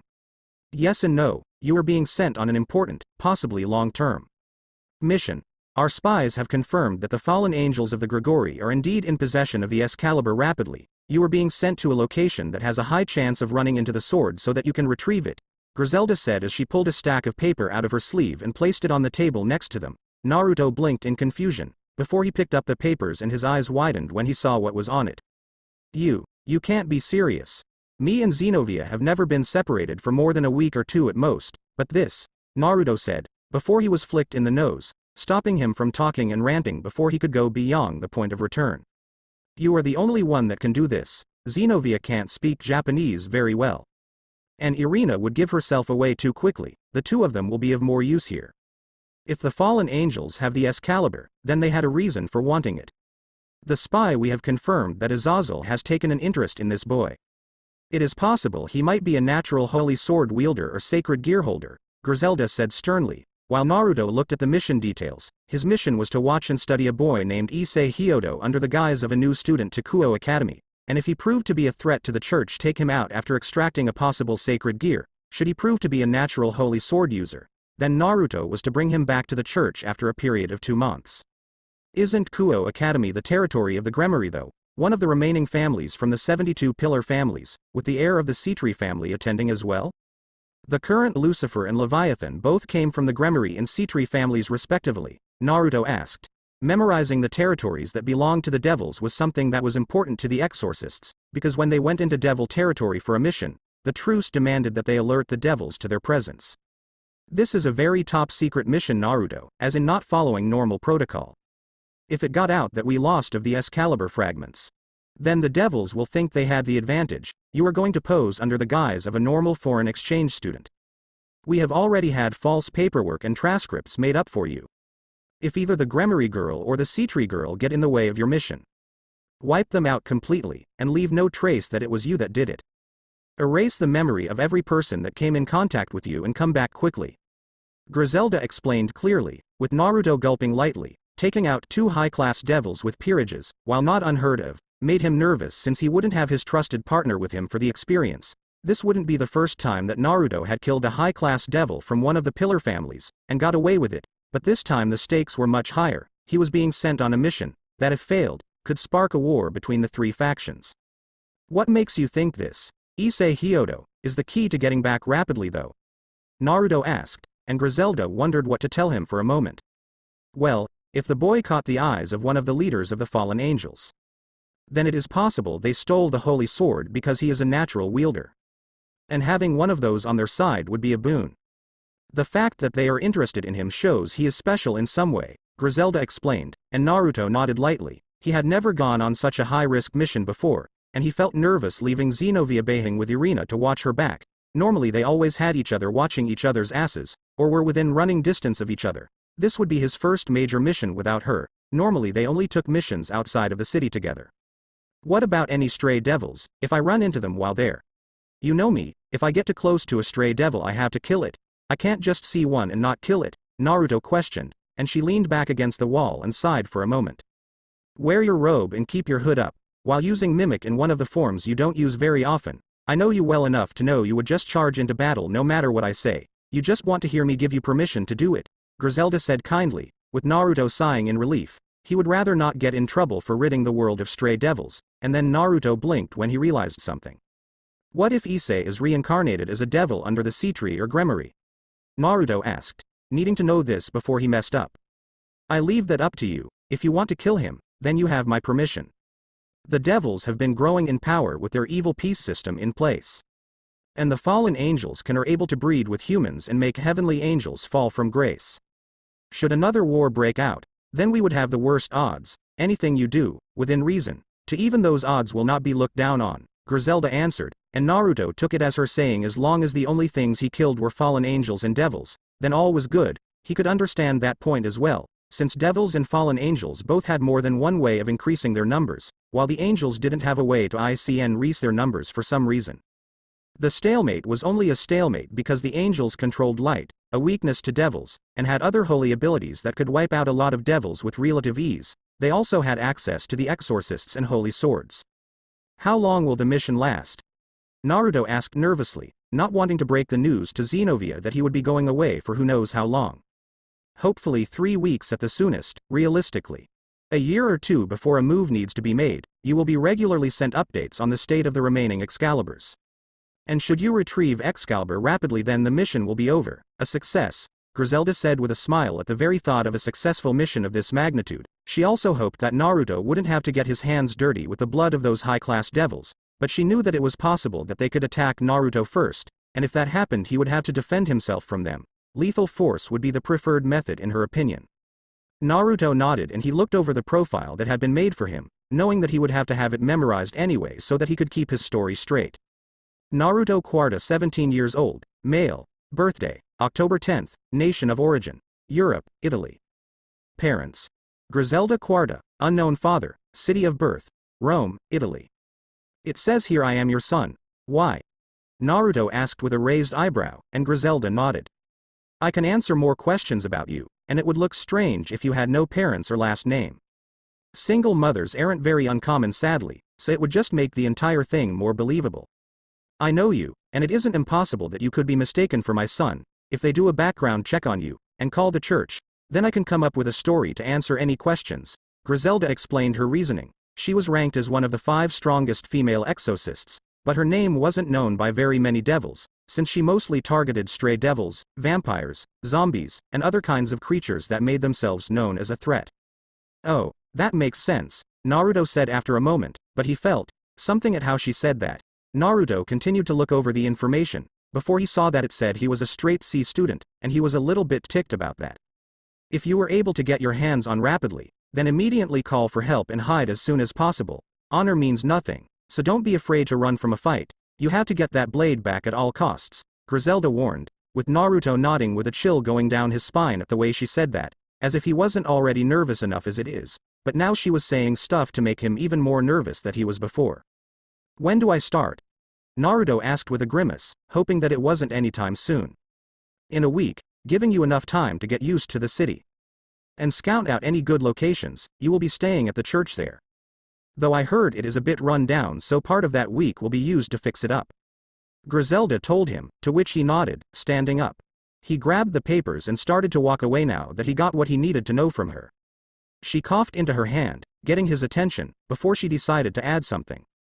Of course, if you can GTE her agree to not leave the church without you, then Xenovia may go with you. You will be attending the school, but since she isn't very fluent in Japanese she won't be going to school. Since I am in the city, I can help protect the Excalibur swords remaining, but she will have to return if I have to leave, Griselda said with a smile, brightening up Naruto's face now that he learned he won't have to GFO to a new place without anybody to watch his back. With that in mind, Naruto ran out with a slight smile on his face. The second he ran out of the door though, he slammed right into both Irina and Xenovia. The three of them yelped as they rolled across the ground. Before Naruto groaned when Xenovia landed on top of him, sitting on his chest, while Irina landed with her back pressed against his knees and her foot in his face. Xenovia's arms waved around, before she slipped and fell back, kicking Irina in the face hard enough to make her roll off of Naruto, before she slammed the back of her head against the ground, with her ass pressing against Naruto's cheek, squishing against his face before she rolled off of him. The three of them were all holding some part of their heads in pain, before they started to stand up. Ow! The three of them moaned in unison, before they blinked and looked at each other. Irina seemed confused about what just happened, while Xenovia looked at the paper sticking out of the front of Naruto's pants with a raised eyebrow. Irina, could you come in now, and close the door behind you? Griselda called out, so the twin-tailed girl eeped and ran into the room, closing the door behind her. Naruto and Xenovia shared looks, before they both shook their heads in amusement at the girl's behavior. So, do we have a new mission or are we staying here to guard the remaining fragments? Xenovia asked seriously, with Naruto grabbing her by the hand as he looked at the door, before he rushed the two of them over to the confessional where they would have a bit more privacy in case somebody randomly walked in the room. He closed the door behind them, before he realized how cramped it was inside of the small box, but shrugged it off. That mission to Egypt had ended up with them being far more cramped together than this box. Okay, this is going to be a very important long-term mission. I have to watch this guy. Naruto started, showing her the picture of an average-looking brown-haired boy with hazel eyes. And we might get closer to finding the stolen fragment. Azazel has shown interest in him, but we don't know why. It could be because he was a natural holy sword user, or a sacred gear holder. The location is in the Gremory territory that the Gremory and Cetri heirs go to, but we can't let them know who we are, or that you even exist in the first place, Naruto explained quietly, with Xenovia nodding lightly, not really understanding what was so important about an average-looking boy that it would catch the attention of the leader of the fallen angels. I see, and the boy himself? Xenovia asked, and at this part Naruto grimaced a little. If he is a natural wielder, recruitment; if he is a sacred gear holder, recruitment; if he is a threat though or is turned into a devil, death; or sacred gear extraction and death, if he is turned devil. Then it is up to me what to do with him though, Naruto answered, and Xenovia could understand the grimace now that she had that explanation. Extracting a sacred gear was a hard and long process, which resulted in the death of the one possessing the sacred gear. Normally the only times they believed it was okay to take away a sacred gear was against people that had proven to be traitors, or those with extremely dangerous sacred gears. I see, and I take it that we aren't to make contact with the boy? Xenovia asked, while Naruto sighed in relief. She wasn't questioning things, which made it easier for him. I would rather watch from a distance. He is pretty much fallen angel's bait right now. We will intervene if his life is in danger, stop a problem before it becomes a problem. And try and steer him away from the devils, Naruto said with a shrug. He didn't know this guy personally, and he had nothing against him. But orders were orders. If the higher-ups believed he could be a threat in the future, then Naruto was more likely to believe them than not to. He had never been steered wrong by the church before. Well, at least not to his knowledge. The two of them got out of the booth when they realized they were done talking about this. Before the two of them made their way out of the church to go prepare, Naruto would explain to her the exact details of what they were supposed to do. Then they were supposed to do it. They were going to have to pack. Then they realized they had almost nothing to pack. They had almost no worldly possessions besides what they always carried on them. Naruto preoccupied himself with looking over the information gathered on the Gremory girl and her peerage, the known members at least. Rias Gremory, age 17, red hair and green eyes, pure blood devil, heir to the Gremory, possesses Baal family's power of destruction, related to current Lucifer, medium-level threat. Akeno Himejima, age 17, black hair and violet eyes, reincarnated devil, fallen angel, daughter to Barakiel, possible use of light magic or lightning magic, medium-level threat. Yuto Kiba, age 16, blonde hair and blue eyes, failure of the Holy Sword Project, no special relationships, sword birth as sacred gear, reincarnated devil, more than likely sword-based skills, low-level threat. Kaneko Taju, age 15, white hair and yellow eyes, reincarnated devil, family relations unknown, skills unknown, possible super strength, low-level threat.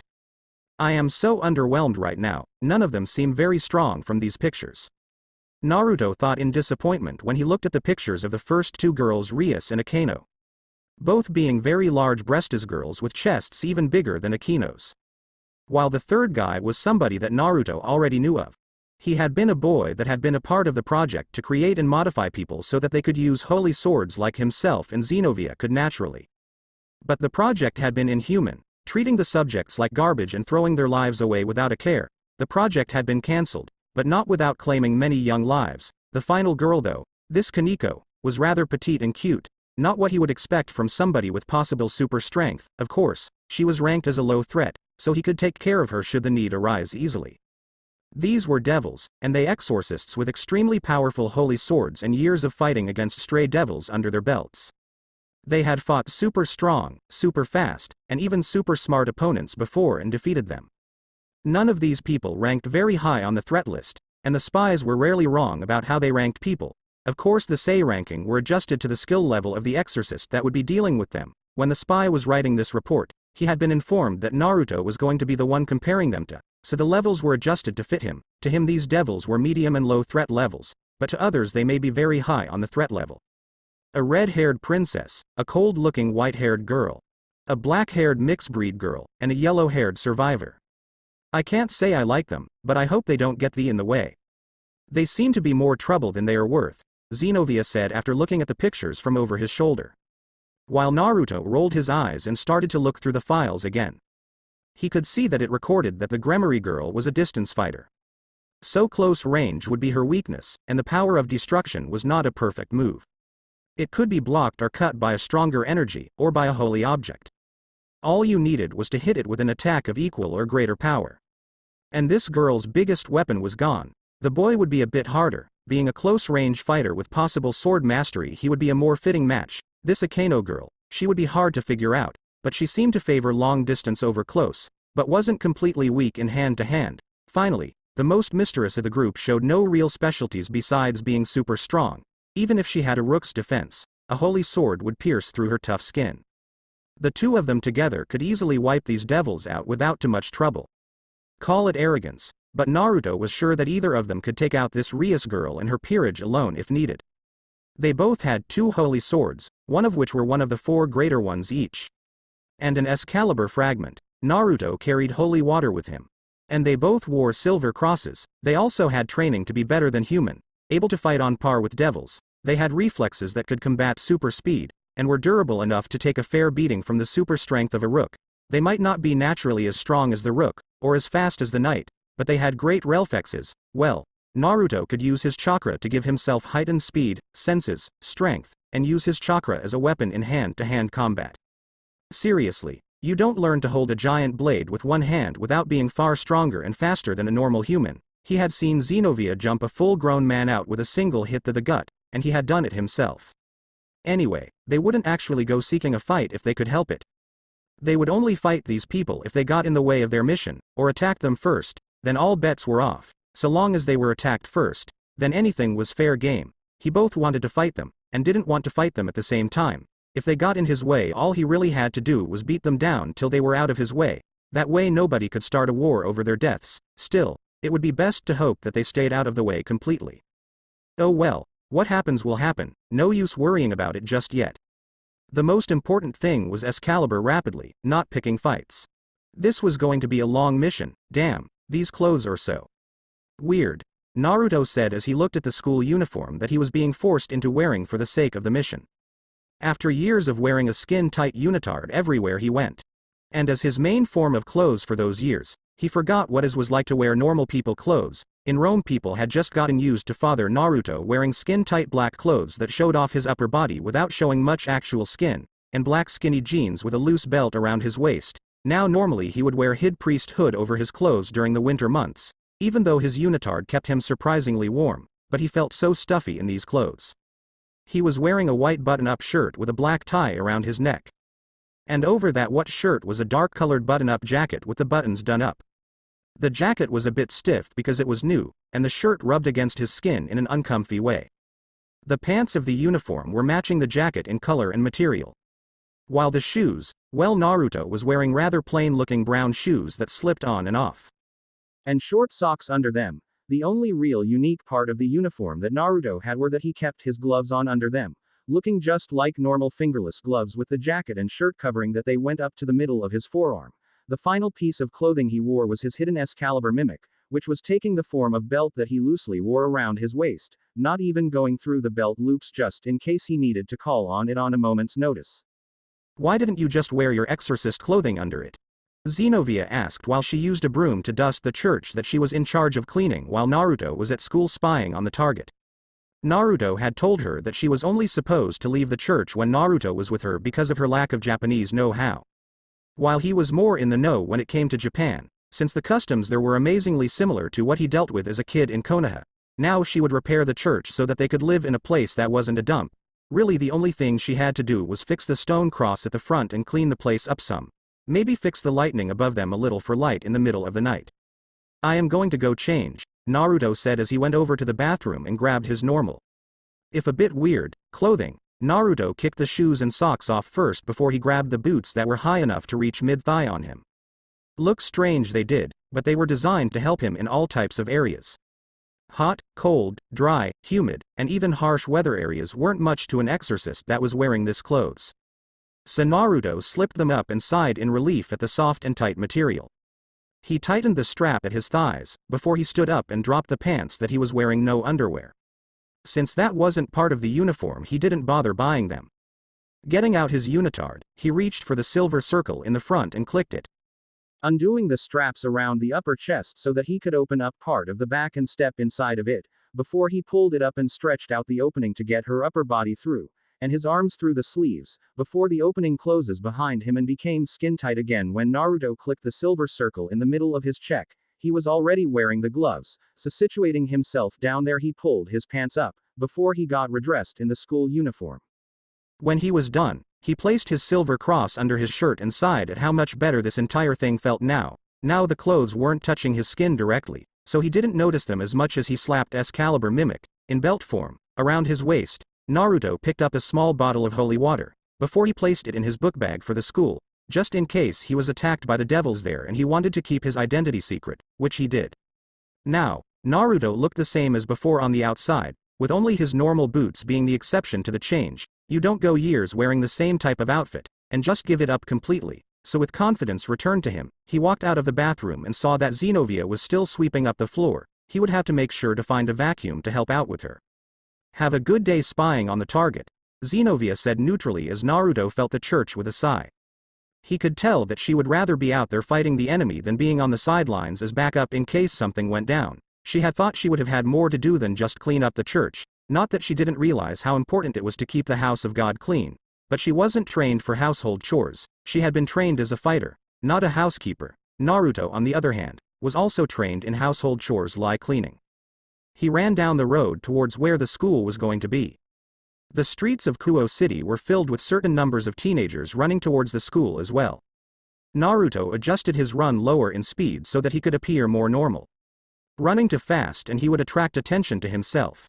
Naruto couldn't help but chuckle when he saw that some of them were running with their breakfast in their mouths, which amused him greatly since they didn't have the time to eat when they woke up. Naruto followed behind one of the small groups of girls that were running. Since they wore the female version of the school uniforms, he could find where he needed to go as long as he followed them around. He wasn't the best with a sense of direction. Naruto blinked when he saw somebody running off in the distance. Brown hair, hazel eyes, average looks, and a strange aura about him. Naruto could see one Issei Hyodo rushing off towards school with a near panicked look to his face. Naruto sped up, before he allowed himself to crash right into Issei, knocking the two of them down to the ground with Issei yelping in both surprise and pain. Naruto was not sure if this plan was a smart one, but acting the part of somebody that was sorry about what he did, Naruto stood up and extended his hand to Issei. So sorry about that, I didn't see you there, I am not from around here. And I was distracted by the scenery, Naruto Quarta by the way. Naruto said with a friendly tone, the only real genuine part of this act. Issei could possibly be a future comrade if he could be recruited. But Naruto wouldn't put his hopes in that. It was just easier to watch somebody when you were close by them, just like he planned on worming his way into the occult research club without them knowing of his loyalty to the church. After all, keep your friends close, and your enemies closer. If Naruto could get into that club, then he could learn the weaknesses and strengths of his enemies in the case that they did get in the way. He also put himself in a position to strike should he have to. It's not a thing, Issei Hyodo, damn it, not another pretty boy. Issei shouted as he jumped up and pointed at Naruto with accusation in his tone. honestly confusing the hell out of Naruto. Naruto blinked. Before he pointed to himself with a tilted head, Issei gained a sheepish smile on his face. Before rubbing the back of his head, sorry about that, you look a little like this guy from my school that has all of the booby-tastic babes after him, Issei said sheepishly, while Naruto raised an eyebrow at the word booby-tastic but figured it had something to do with breasts. Naruto noticed that Issei seemed to be a little taller than him once they were fully standing, though just an inch or two, not a big deal. Booby-tastic? Naruto questioned lightly, a dumb expression for sure on his face. Of course, some people say that only big gazongas can be booby-tastic, but I don't care, boobs are boobs, and all nice boobs big or small are booby-tastic to me. I love all shapes and sizes of breasts, how about you? Issei shouted as he pointed at Naruto with an eager expression, hoping to add another breast-loving ally to his somewhat small group of friends, people that would talk to him without calling him a pervert and hating on him. Does this have any point to it? Naruto asked, though to be fair, even he would admit that he lived a rather simple and sheltered life from the influences of the world outside of the church. He had seen the breasts of the girls that he had gone of missions with before, and he still bathed with Xenovia on occasion, but he had never really put much thought into breasts before now. I guess, I don't really care about size, Naruto said honestly, and Issei wrapped an arm over Naruto's shoulder with a grin. Cool, you totally get it. All boobs are filled with the hopes and dreams of the human race, big or small, you just got to love 'em all. I think you and I are going to get along just fine, my fellow lover of the female form, Issei said, extending his other hand so that Naruto could shake it. Naruto grabbed the hand, before they two of them separated and started to jog towards the school again. So, Issei, you really love breasts, don't you? Naruto asked, hoping that he could dig for something a bit more useful than this boy's breast fetish, some kind of redeeming quality that would hint at the boy's potential as a future exorcist. They are more important than my life, Issei nodded with such conviction that Naruto was almost moved. But then he remembered that these were breasts the boy was talking about and nothing else. Naruto sighed, already knowing this boy would follow his dreams, which involved breasts. It was easy to see that this boy, as kind-hearted as he seemed to be, was a soul filled to the brim with lust. It would be hard to convince this type of boy to become an exorcist. People who could normally only enter relationships with other exorcists these days with how mobile their lives were. The invention of the evil peace system that turned creatures into devils was the reason so many devils turned stray.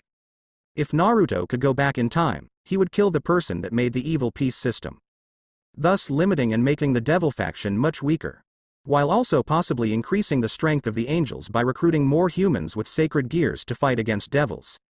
But no, the devils were getting all of the good prospects for no good reason, just because they were too lazy to wait a few hundreds years for their race to naturally replenish itself. They had to be impatient and want to increase their numbers faster, increasing their military forces at all times. Even though the current Satans spoke of peace, it was hard to believe them when they were taking all of the strongest people for themselves. Well, it was nice to meet you, Issei. Maybe I will see you later, Naruto said with a smile as he ran ahead of Issei so that he could get to class on time and make at least somewhat of a good impression. He knew that his grades weren't going to be good, so he might as well make himself look friendly and polite. He had to memorize the layout of the school multiple times over this week. He was in the city with Xenovia, scooping out the area and getting used to the place. He knew this place pretty well, or at least the basics of it. His sense of direction did suck, so sometimes he could get turned around without meaning to. Naruto hoped that he didn't get lost again like that time he and Xenovia had been riding his bike, and the two of them had ended up going 300 miles in the wrong direction, before they had to change direction. Either way, Naruto was stopped once more when he felt a hand grab the back of his jacket. He was stopped in his tracks by the surprising amount of strength in the grip. Before he saw the other students going towards the school while he was held back by a girl, Naruto looked behind him at the person holding him back and saw that it was the girl that he had noticed in the files, Kaneko Tiju, and she was displaying that strength that she was rumored to have by holding him back from going any further. She was looking at his face, his eyes, his body, while looking for something that she didn't seem to be finding. She stared for an extra long amount of time at the whisker marks on his cheeks. And then her gachi settled on his stomach for a long period of time before going back up to his whisker marks. Naruto had no clue what was going on, or why this girl had stopped him in the first place when he wasn't even acting. Oh shit, Naruto hadn't been suppressing his chakra this entire time he had been rushing to school. He had been slowing himself down, but his chakra had always been like a huge light to devils and other creatures that he fought. They could sense his location, so he had learned to suppress it. but suppressing it wasn't a natural thing for him to do when he gave off so much naturally. He was like a bright flame attracting moths. Only Naruto attracted the supernatural being with good sensing skills to him. "Can I help you?" Naruto asked, making himself seem friendly. Even though this girl was a devil, he couldn't be openly hostile with her. And it wasn't like she had attacked him yet, she was just bluntly obversing him to try and find something off about him. She didn't seem to care that he was looking at her strangely. And she certainly didn't let him walk away when she reached out and grabbed his sleeve to stop him from walking again. Naruto had to take a breath at how this girl was being very blatant about making herself a trouble to him, and if she had been a normal girl then Naruto would have been more than willing to wait for her to finish. But this was a devil girl, somebody that was his natural enemy. It was in his best interest, and the mission's best interest, if he found a way to make her stop trying to analyze him so much with those golden yellow eyes. The bell going off told him that he was late for class, and to that he sighed in annoyance. "What are you?" Kaneko asked, not even giving Naruto her name before she asked him a very rude question. "I am Naruto Quarta. Nice to meet you," Naruto greeted, ignoring the real meaning behind her words when she questioned him. He was sure that she was sure that he was some kind of creature that wasn't human. The girl didn't seem annoyed, or more annoyed since she had a slightly annoyed look on her face anyway. But her nose was twitching every once in a while for some reason. She did have her own thoughts going through her head the entire time that she was observing him. "This guy has a super powerful chakra, does he even know about this? I was able to feel it from miles away for a week now. But he smells human. Humans aren't supposed to have chakra like this." Kaneko thought with narrowed eyes for a moment, before the almost heavenly scent she could smell from him filled her nose again. She had never smelt a human in all of her life that seemed to be so delicious smelling. He smelled better than even the sweets and chocolates that Rias bought for her, or that Akeno made for her. Deep inside of her, she understood that something was off about this guy based on the conflicting instincts she had on this guy. His chakra was so large and strong that she could feel it just by being in the same city as her. This entire week she could feel that same aura of powerful chakra confusing her. She had made sure to track it when it started to move towards the school, having the full plans to intercept him and find out the reason that a yokai was in Rias territory. But then when he got here she learned that his body was completely human based on his scent. That delicious smelling scent that seemed to remind her of the ocean, the trees, and just nature all around. But there was also something small about him that set off her runaway instinct. She was conflicted because this had such a addicting and warm chakra, like basking in the sun while drinking a slushie, so she wanted to stay closer to him to bask in that feeling. Yet she wanted to also get far away from him because he gave off a strong vibe that told her he was dangerous. Humans normally didn't give devils these runaway vibes unless they were truly dangerous, but this guy's chakra was something that couldn't be faked either. You don't just have super warm and loving chakra if you were a bad person that was dangerous. "You mind letting me go so I can go to class? I would rather not be late on my first day." "Even though I am already late," Naruto demanded very lightly. But his sweat dropped when he was completely ignored in favor of the girl getting closer to him. He backed away, and she took a step forward towards him with that very same suspicious look to her eyes. Naruto took another step away from her. While she took another step towards him and got closer than before, Naruto started to walk away faster, with her holding onto his sleeve and following him around with a very close eye. Yeah, Naruto wanted to get close to these guys to find out what their weaknesses were, but this was a bit too close for his comfort. This was not a great start to the mission. Naruto was curious. Frankly, he hadn't expected for Rias to try and make the first move on him after only a week of him observing Issei from the sides, waiting for any hints that the boy would be approached by the fallen angel scum that had stolen what belonged rightfully to the church. Blades forged by God belonged with those that actually cared enough to pray to the man when they had the chance. Of course, Naruto's observing Issei had been blocked almost every day by one Kaneko Teju, who would wait for him at the front of the school every single freaking day and then hold onto his shirt for the rest of the school day before she had to leave so that she could do her whatever duties as a devil. Honestly, Naruto didn't give two shits about how devils spent their time, but if they were stray then that was all the go-ahead that Naruto needed to make the first move against them. Seriously, he had been taught from a young age that all devils were his natural enemies. But he was only supposed to hunt the ones that started to actively go after humans as prey.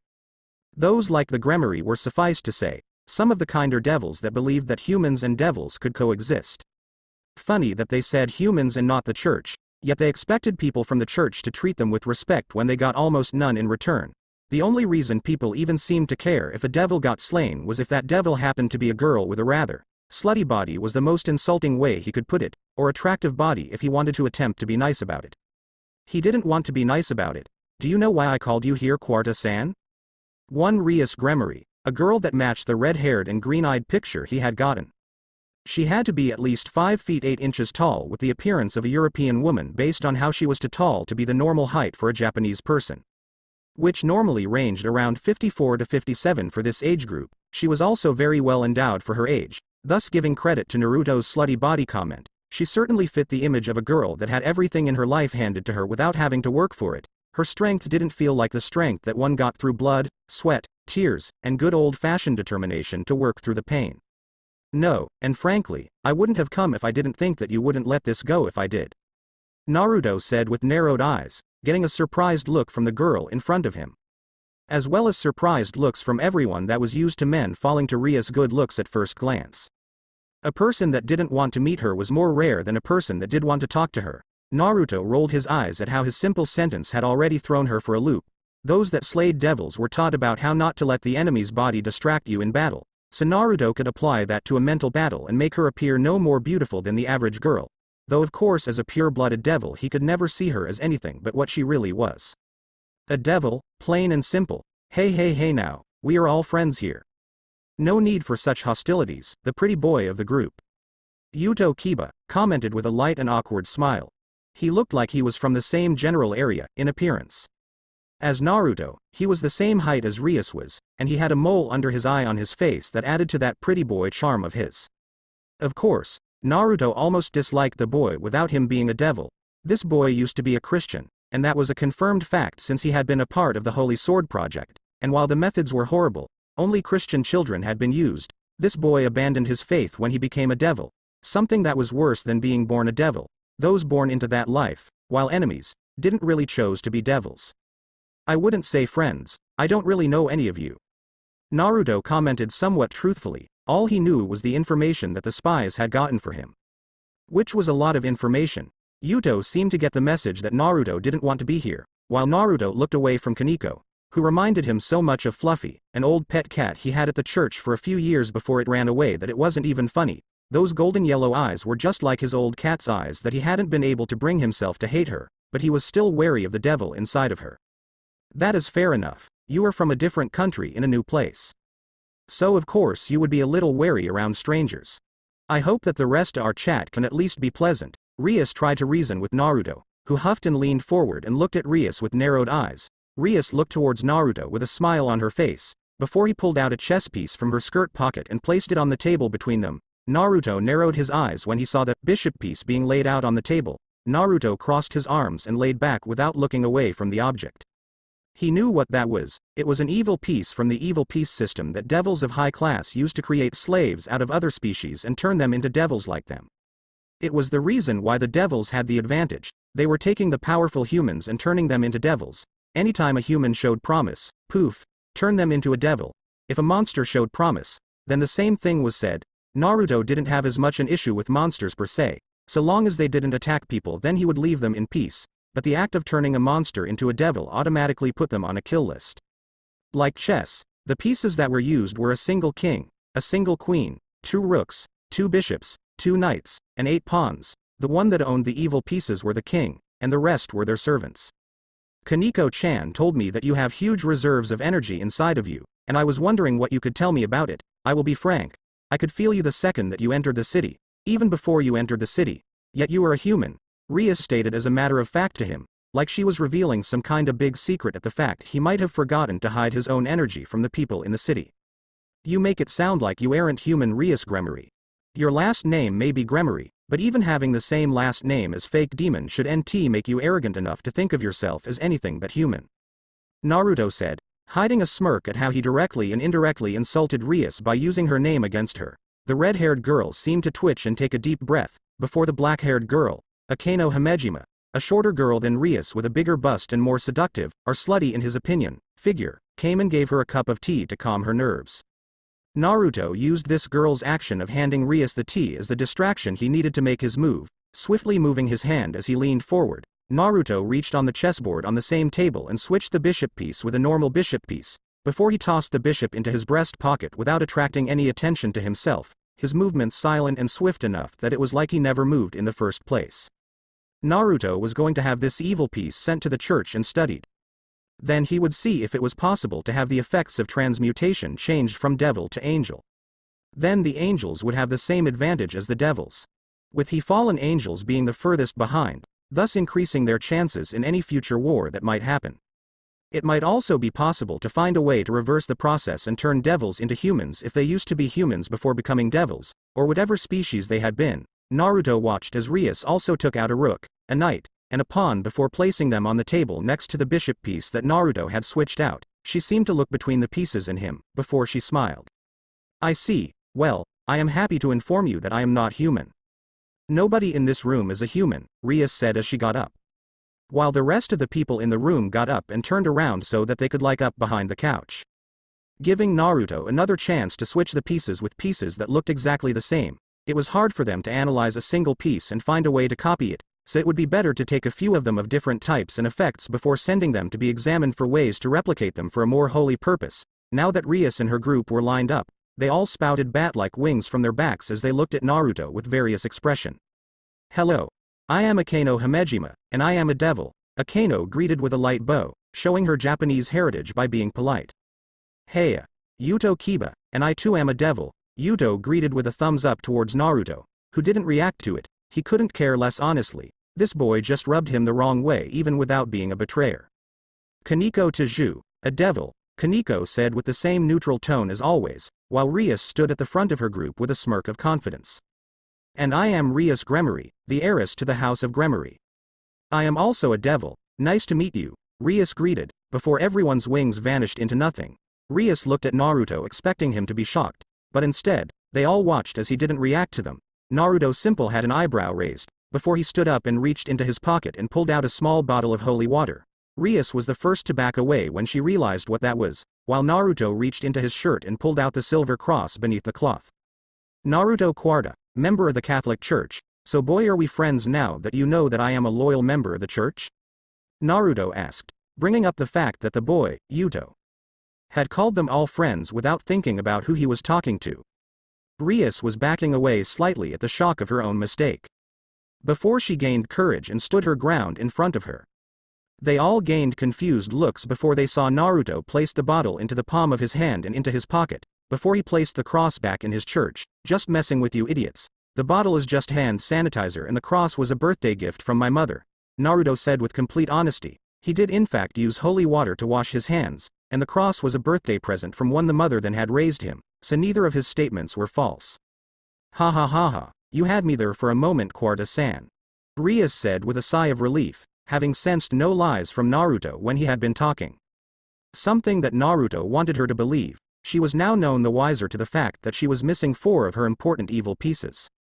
While Naruto painted himself as a bit of a joker, while if she ever tried to use those pieces then she would be very disappointed with the outcome. Not only would be fail, but she would have no idea what went wrong until it was too late. He had also assured that Rias wouldn't be able to turn at least 4 people into devils, meaning that 4 less devils to deal with in the future. What did you want to talk to me about anyway? Naruto asked with his arms crossed, and he then noticed that Kaneko was sitting next to him while grabbing onto his pants with her hand for some reason. Right to the point, your energy is very potent and large. For a human that is something extremely noteworthy. In fact, I have never met a person with as much raw energy as you before. I would like to add you to my peerage. Oh, I forgot. A peerage means that I would be using one of these, Rias said with a hand gesturing the chess pieces, which she believed were her evil pieces. Naruto so wished that he could rub what he did in her face, but he was outnumbered. Not to say they were stronger, they just had more people. It was also a smallish room that they knew better than him. Evil pieces, I can turn you into a devil, giving you amazing powers and a very long life. You can achieve some of your greatest desires, and you will be treated like family. Rias explained the most basic parts of it, not going into great detail. No thanks, not interested in becoming a devil, Naruto answered, with everyone looking at him like he was crazy again. Rias seemed to have some trouble believing that she had just been rejected that easily by somebody, and Naruto knew that he would never let himself become a devil by his own choice. Rias did not know what to do in this situation, so using the first thing that came to her mind she tried to play on the greed of human nature. Money, women, men, all of it can be yours. Devils don't look down on sin, even encourage it. You can fulfill whatever you lust after. items or sex, it doesn't matter, Rias bargained. While Naruto twitched in utter annoyance at how persistent this girl was, she didn't want to take no for an answer. I don't need those kinds of things. Do I look like the kind of person that can be so easily bought? Naruto asked, before his sweat dropped when he saw them looking at him a bit closer to try and actually see if they could tell or not. Naruto sat back down and took a cup of tea. He might as well see what else Rias would try and do to get him to join so that he could figure out the reason why she wanted him to join. He was so glad that his chakra covered up the exorcist and holy sword aura that he possessed, covering them both up in a way that even a devil this close wouldn't be able to sense it. He could whip his sword out, cut them all down, and they would only sense the sword the moment before their deaths. Honestly, you seem like a strong person that is easily bought with the idea of friendship. That is why I asked you in the first place. You seem lonely, like a person that once lost everything, but now serves a purpose he doesn't truly believe in. You just go through the motions and have even fooled yourself into thin, Rias started to say, before she was punched right in the cheek so hard that she was knocked from her spot and sent flying into the wall on a thump. Yuto jumped into action and rushed at Naruto, while Akeno went to Rias' side. Yuto already had a sword drawn, so Naruto unhooked his belt and wrapped it around the sword blade before he kneed Yuto in the gut and winded him. Bucko, are you okay?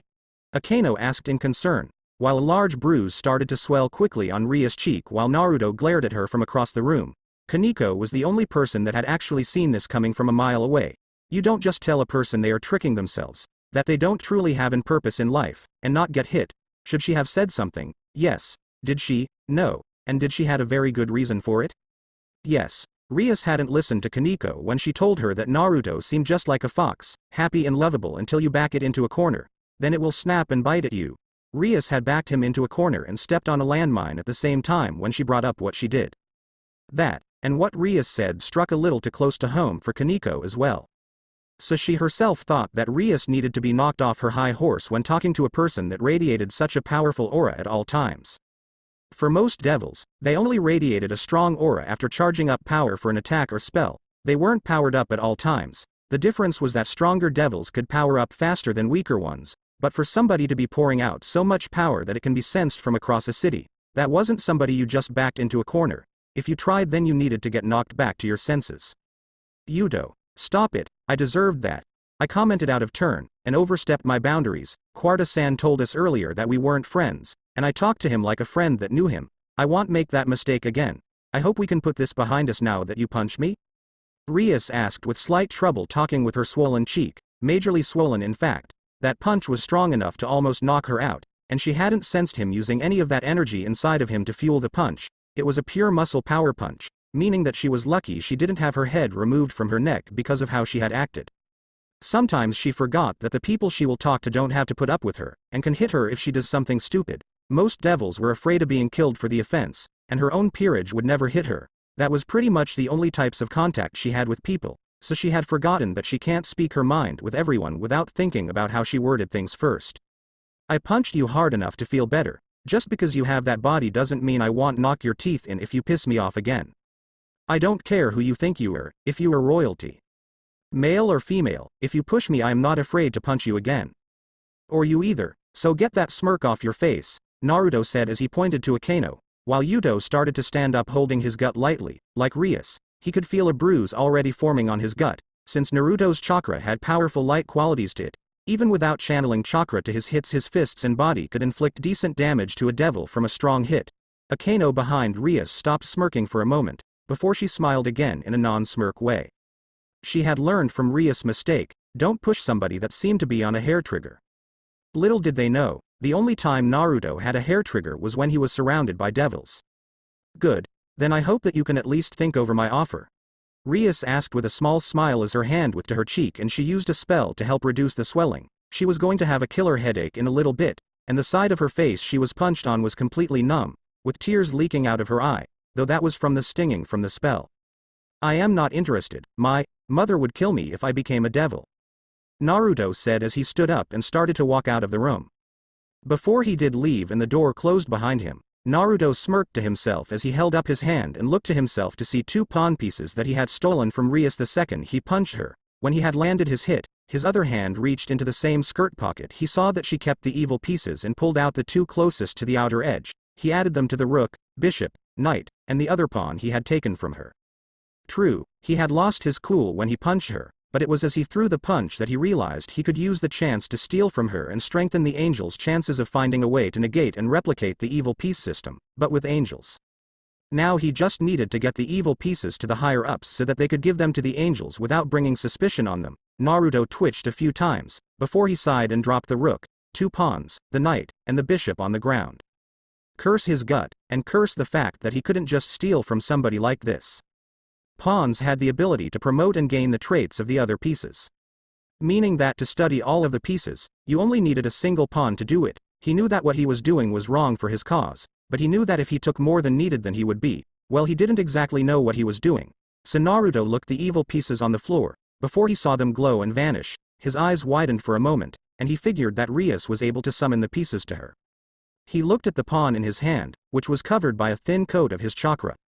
Meaning that Rias had noticed that her evil pieces were missing, or that when the chessboard was knocked over she didn't want to go through the trouble finding them all the hard way, so she just summoned them, the light properties of his chakra keeping the pawn in his hand from being summoned back to Rias. So getting out his holy water he uncorked it and placed the entire pawn inside of the light attributed water and saw that it wasn't teleporting away. Like stealing or not, the angels needed a way to replenish their numbers, and basing a system off the evil piece system would cause a lot of good in the end. He didn't even feel guilty about it anymore. After all, what could one pawn change? 2 months. 2 months of watching Issei from the shadows and they had gotten nothing on the child. Today was just another boring evening of Naruto watching as Issei walked around town with his new and surprising girlfriend that had appeared out of nowhere. The girl was obviously a fallen angel, but she had made no moves against Issei that were either violent or suspicious yet. She didn't even seem to notice that Naruto was watching them yet, or she did and she was making sure not to make any suspicious moves while Naruto was around. These last 2 months had been boring, but he could also tell that Rias had been ordering the girl, Kaneko, to watch Naruto's every move to make sure that he wasn't up to anything at school. She had continued to bug him to become a member of her peerage. And every time the answer was always no, the girl didn't seem to have noticed that her pawn had been switched out. Mostly because she might have mistaken one of her real chest pieces for the pawn that got switched. Funny, because should she ever have need for that pawn then it would not be working like she would have wanted it to. Xenovia was annoyed when Naruto informed her that he had been offered that, but she was glad he said no. The church that Xenovia had been working on had been completely restored to its former glory in the 2 months that she had been working on it and making repairs with the money that was sent to them on a regular basis from the home base. Speaking of the pawn that Naruto sent, the examination had been finished a while back and the pawn had been sent back to Naruto last week.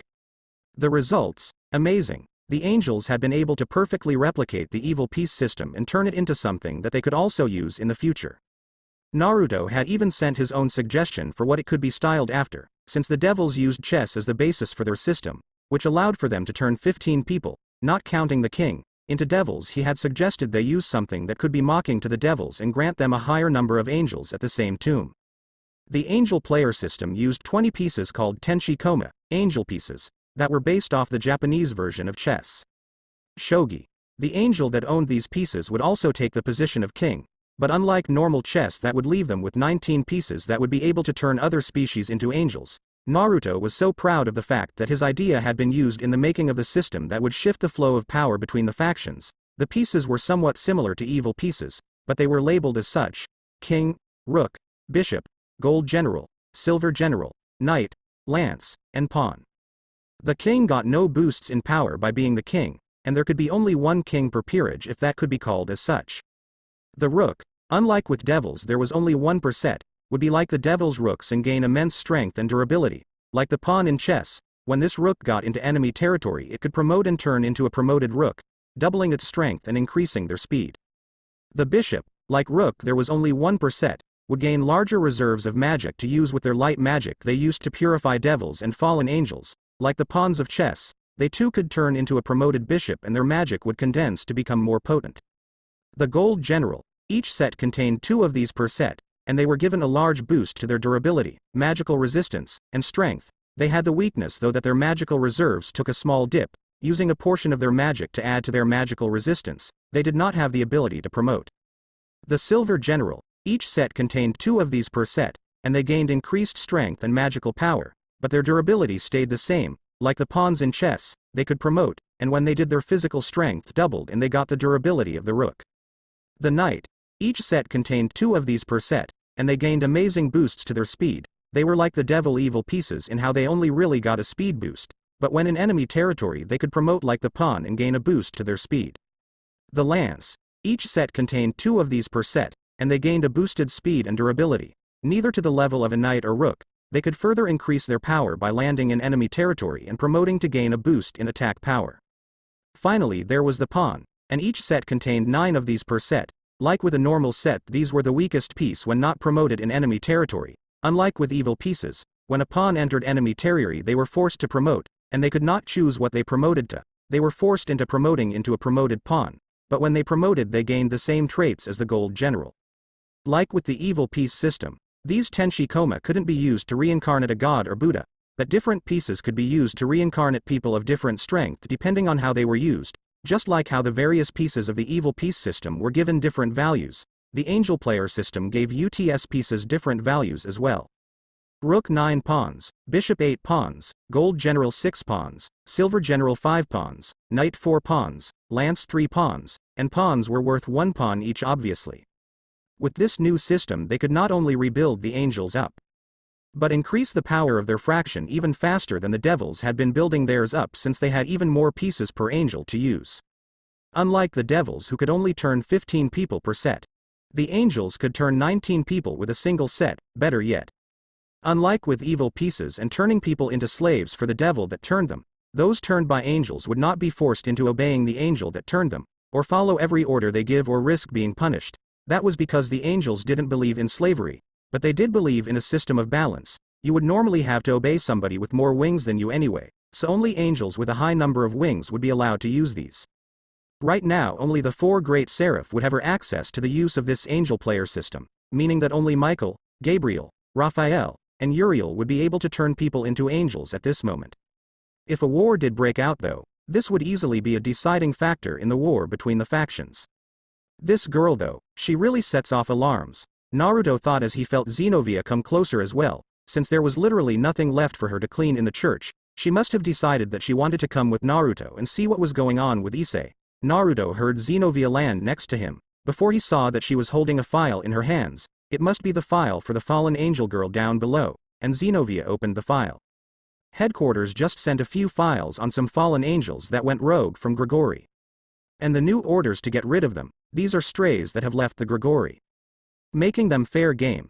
Xenovia explained as she gave Naruto 4 files with the pictures of 4 fallen angels on them. Naruto looked at the top file and saw that it looked very similar to the girl that had recently approached Issei. She was a pretty young woman in her late teens with strange revealing clothes and a single pair of black wings, her hair being the usual fallen angel black with her eyes being violet.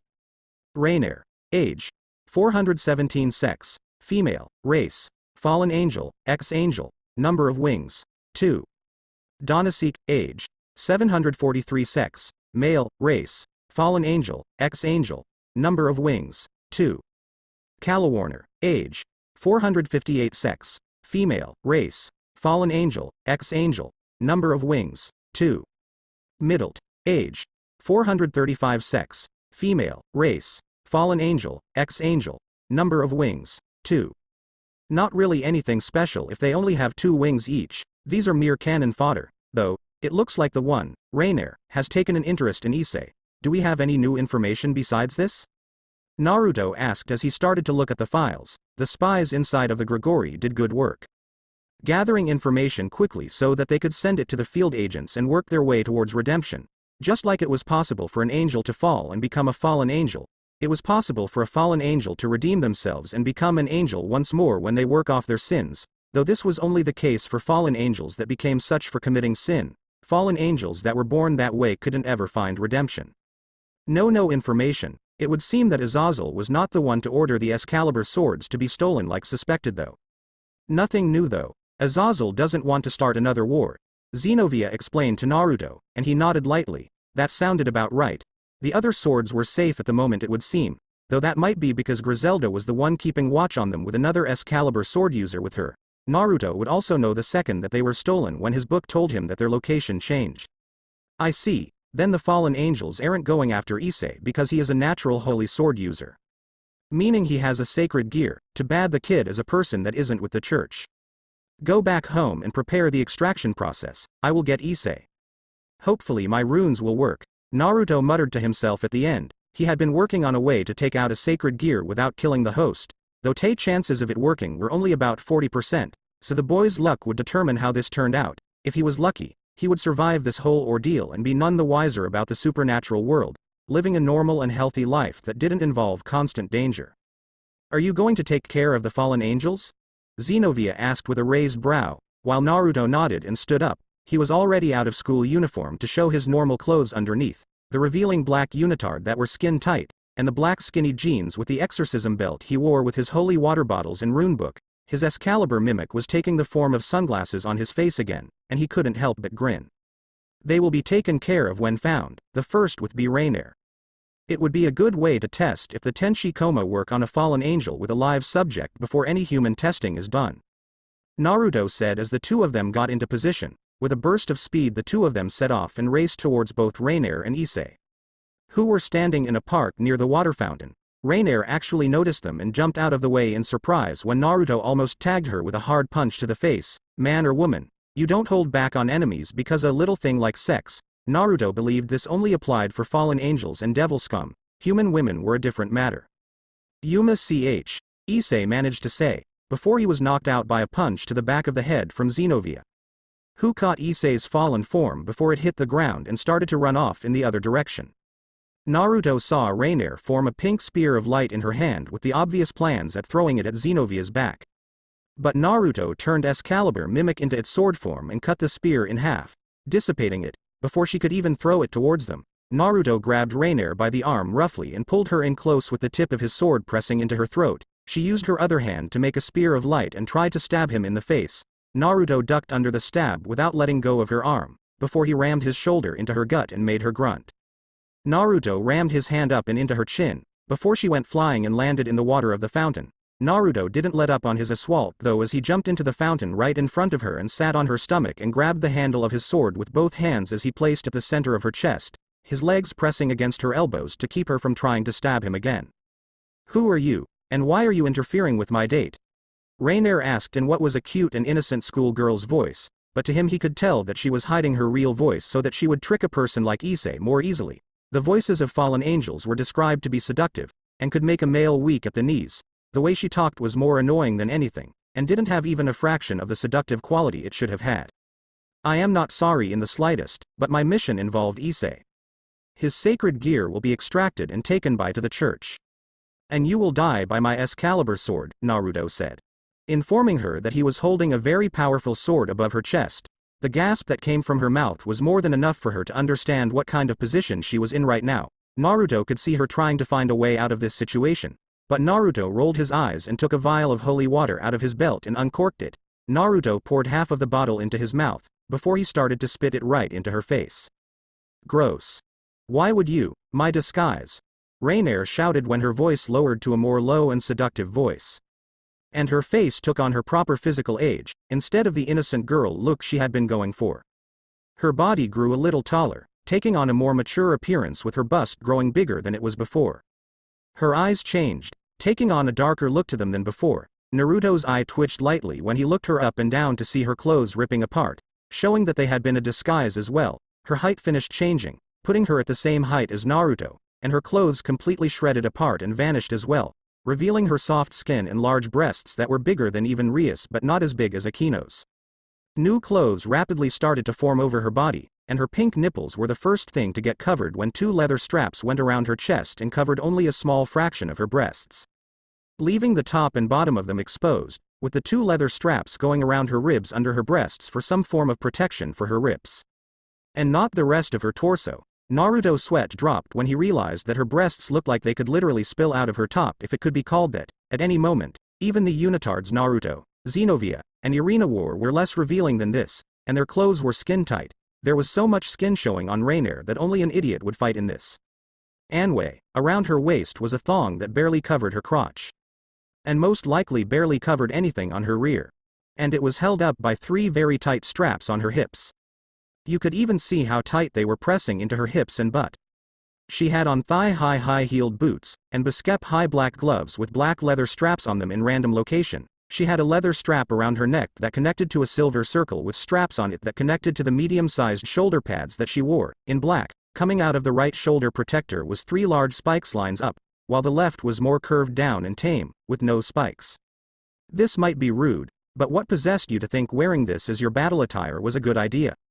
Naruto asked with a raised eyebrow. New outfit or not, he wouldn't hold back on killing her just because she was beautiful. If anything, it ticked him off even more that this beauty was a fallen angel, and thus, was not viable girl fiend material. It was a shame. Though he didn't hate fallen angels nearly as much as he hated devils, fallen angels had more of his pity than his hatred, the only reason he hated them being that they seduced normal angels into becoming fallen angels. These are my normal clothes, Rainier informed him with a forced neutral tone, but she was silently thanking the fact she was wet from the fountain so that he couldn't see her sweating. Naruto sent her a look at the fact these were her normal clothes, before he sighed and used a single hand to reach for his rune book at his waist and pull it out. He started to look through the pages, flipping through them with a single thumb, before he found what he was looking for. Otka iths lafnal nail dan ibdn re ilfa iwht iman. Naruto chanted out as the runes on the pages started to copy and float over to Rainier. With her squirming under him to try and get away from the floating letters that started to enter her mouth before they imprinted onto her tongue in the form of a whirlpool made from the letters of the runes he just used. The runes also went towards Naruto and floated onto his tongue, before they imprinted on the roof of his mouth instead of his tongue. Runes were his specialty, and this book was the medium he used to create and control them. Without it he was unable to create them, but he could activate ones he already made. What did you do to me? Rainier shouted at him, before Naruto rolled his eyes and stood up from her and opened his mouth. Don't move, Naruto ordered just as she was about to create a weapon and attempt to kill him. And her arms stopped moving before she could even finish making a weapon. She looked stunned at this new development, before Naruto crossed his arms. These are master and slave runes. With them I can make anyone weaker than myself my slave that has to obey my every order. I can't just have you running around free. And this is easier than keeping you subdued until my mission ends, Naruto explained with a grunt of annoyance. He only made this rune for the sole purpose of restraining prisoners, making sure they literally couldn't run away from him, try to attack him, or try and signal for help. It would make taking her back as his prisoner much easier. Now I remember, you are one of the church's 2 power idiots. You rush into a fight without thinking half of the time, and have been known for the strange ability to kill devils without using a sword or a sacred gear. Hey boy. Why do you side with the church? Why not join a side that will reward you much better for your skills? Rainier offered with a smirk on her face. Violence was obviously not going to work when she remembered the reputation this guy had for killing devils even without his sword. The boy had once ripped the wings off a fallen angel with 4 wings before, so she stood no chance in a straight-up contest of strength with somebody with a rock-hard body like this. I side with the people that fed me, clothed me, and loved me when nobody else would. I don't need to be rewarded for my actions. I do this to pay them back for everything they did for me. As long as the church wants me, then I will always work for them, Naruto said with narrowed eyes. Naruto released his order and allowed Rainier to move again so that she could stand up, before he sensed a small flash of killing intent from her. Naruto narrowed his eyes at her, and with his strong stare she backed away lightly and calmed down her urge to kill. You are better than those pathetic humans. Without sacred gears or weapons given to them they can't do anything on their own. Why would you side with people that are destined to doom themselves? Rainier questioned, while Naruto thought about it for half a second and came up with the answer. You are not allowed to attack me, anyone from the church. Humans, angels, or anyone that didn't attack you first without my permission. You are not allowed to run away, and to do so will cause you to freeze up until you will yourself to return to my side. You are not allowed to try and contact your allies and warn them, or request for them to help you. Finally, I side with who I want to side for my own reason. Oh, and the distance limit you are allowed to be away from me is 30 meters. Naruto said, giving her the restriction that she would not be allowed to get around. He wasn't a complete dick when it came to his enemies. He would give her a limited amount of freedom so that she had a relative form of comfort. So long as she was a good girl and caused no trouble, Naruto could take her back to the church and they could test the Tenshi Koma on her to see if they could turn fallen angels into heavenly angels. She was a very valuable asset. A free fallen angel that was no longer under the control of the Grigori. She was a free agent, and they could do what they wanted to her without a war being started up. Not to mention she only had 2 wings. That was the normal lowest amount an angel or fallen angel could have, minus those weird ones that only had 1 wing on their backs. Hey, you didn't say anything about devils, so I guess you wouldn't care if I killed a few of them. Rainier taunted, trying to get a rise out of Naruto. I don't care. if you kill some devils then more power to you. I can't kill them without them attacking me first as per orders, but my orders don't apply to you, Naruto said simply. He just cared if she tried to kill his allies. If she tried to kill his enemies then he couldn't care less who she killed or why she killed them. With the angel player system now up and running, with those 2 boring months watching Issei with no changes being what he had to put up with, the angels could not afford to go to war with devils should the need arise. With all of the exorcists in the world, the angels had an army of potential angels to choose from, not to mention that if it was possible to let fallen angels turn back into angels they could completely wipe out the fallen angels in a peaceful way that would turn the fight from angels fallen angels devils to angels devils in the fight. Having the fallen angels back on their side as angels, now that would truly change the way this world went. The devils wouldn't just have to fight against the angels and exorcists, they would also be in a pure war against ex-fallen angels turned angels with power boosts, angels, exorcists, holy sword users, humans with sacred gears, and who knows what else. Hehehe, you have the eyes of a killer, I like that. I am surprised somebody like you is in the church, you would be such a good rogue priest, and you could kill devils without having to be ordered to do it, Rainier stated with a sharp-toothed grin, even her normally flat teeth turning pointed, with her canines growing larger with a certain bloodlust behind her voice, her irises having shrank as they started to glow red, before she calmed herself down and the changes returned back to the sexy appearance. Don't misunderstand me, I don't enjoy killing anything that isn't a devil or fallen angel. I have seen the horrible things devils and your kind do to humans when you lose control. I kill them, before they go mad and kill innocents. Naruto growled lowly, he was able to remember his first mission very well. When he had seen a mutated stray devil ripping humans apart and eating them while they were still partly alive, he had seen what happens when a fallen angel seduces a person just to ruin their lives, he had seen what could happen to people at the hands of these creatures, while the angels always thought of what was best for humanity. Why wouldn't he side with the people that did what was best for others, instead of do what was best for themselves? Even a kind devil was still a devil, they manipulated people into doing what they wanted them to do. People like Rias Gremory acted with the belief that they were different from other devils.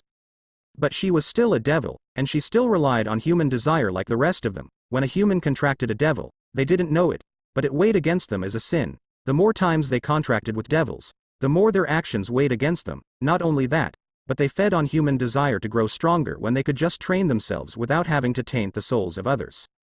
Yes, those sins could be forgiven, but it was still an addicting thing to make a contract with a devil. They would just keep making more and more contracts, because having your desires fulfilled made them lazy, and then they became reliant on the devils to fulfill their desires for them. Soon, they would forget how to work hard for the things they had. Sheesh, you seem to really hate devils, I think that you and I are going to get along just fine. Rainier said after a moment, she had to admit, that a guy that seemed to hate devils this much, while not being an insane asshole, with a past of killing devils without mercy, was somebody that she could totally see herself trying to seduce. And actually meaning it, she could see the bulge at the front of those tight jeans. And she could see they had similar tastes in revealing clothing. They also weren't afraid of killing people, and would gladly put every devil's head on a silver plate with smiles on their faces. She knew he would deny having anything in common with her, but she could feel that massive power brimming under and over the surface of his skin. She could also feel THQAT addicting power that was hiding in his gut. The dark and menacing power that spoke of hidden rage and anger. This was a man after her own heart, somebody that she could see herself getting into.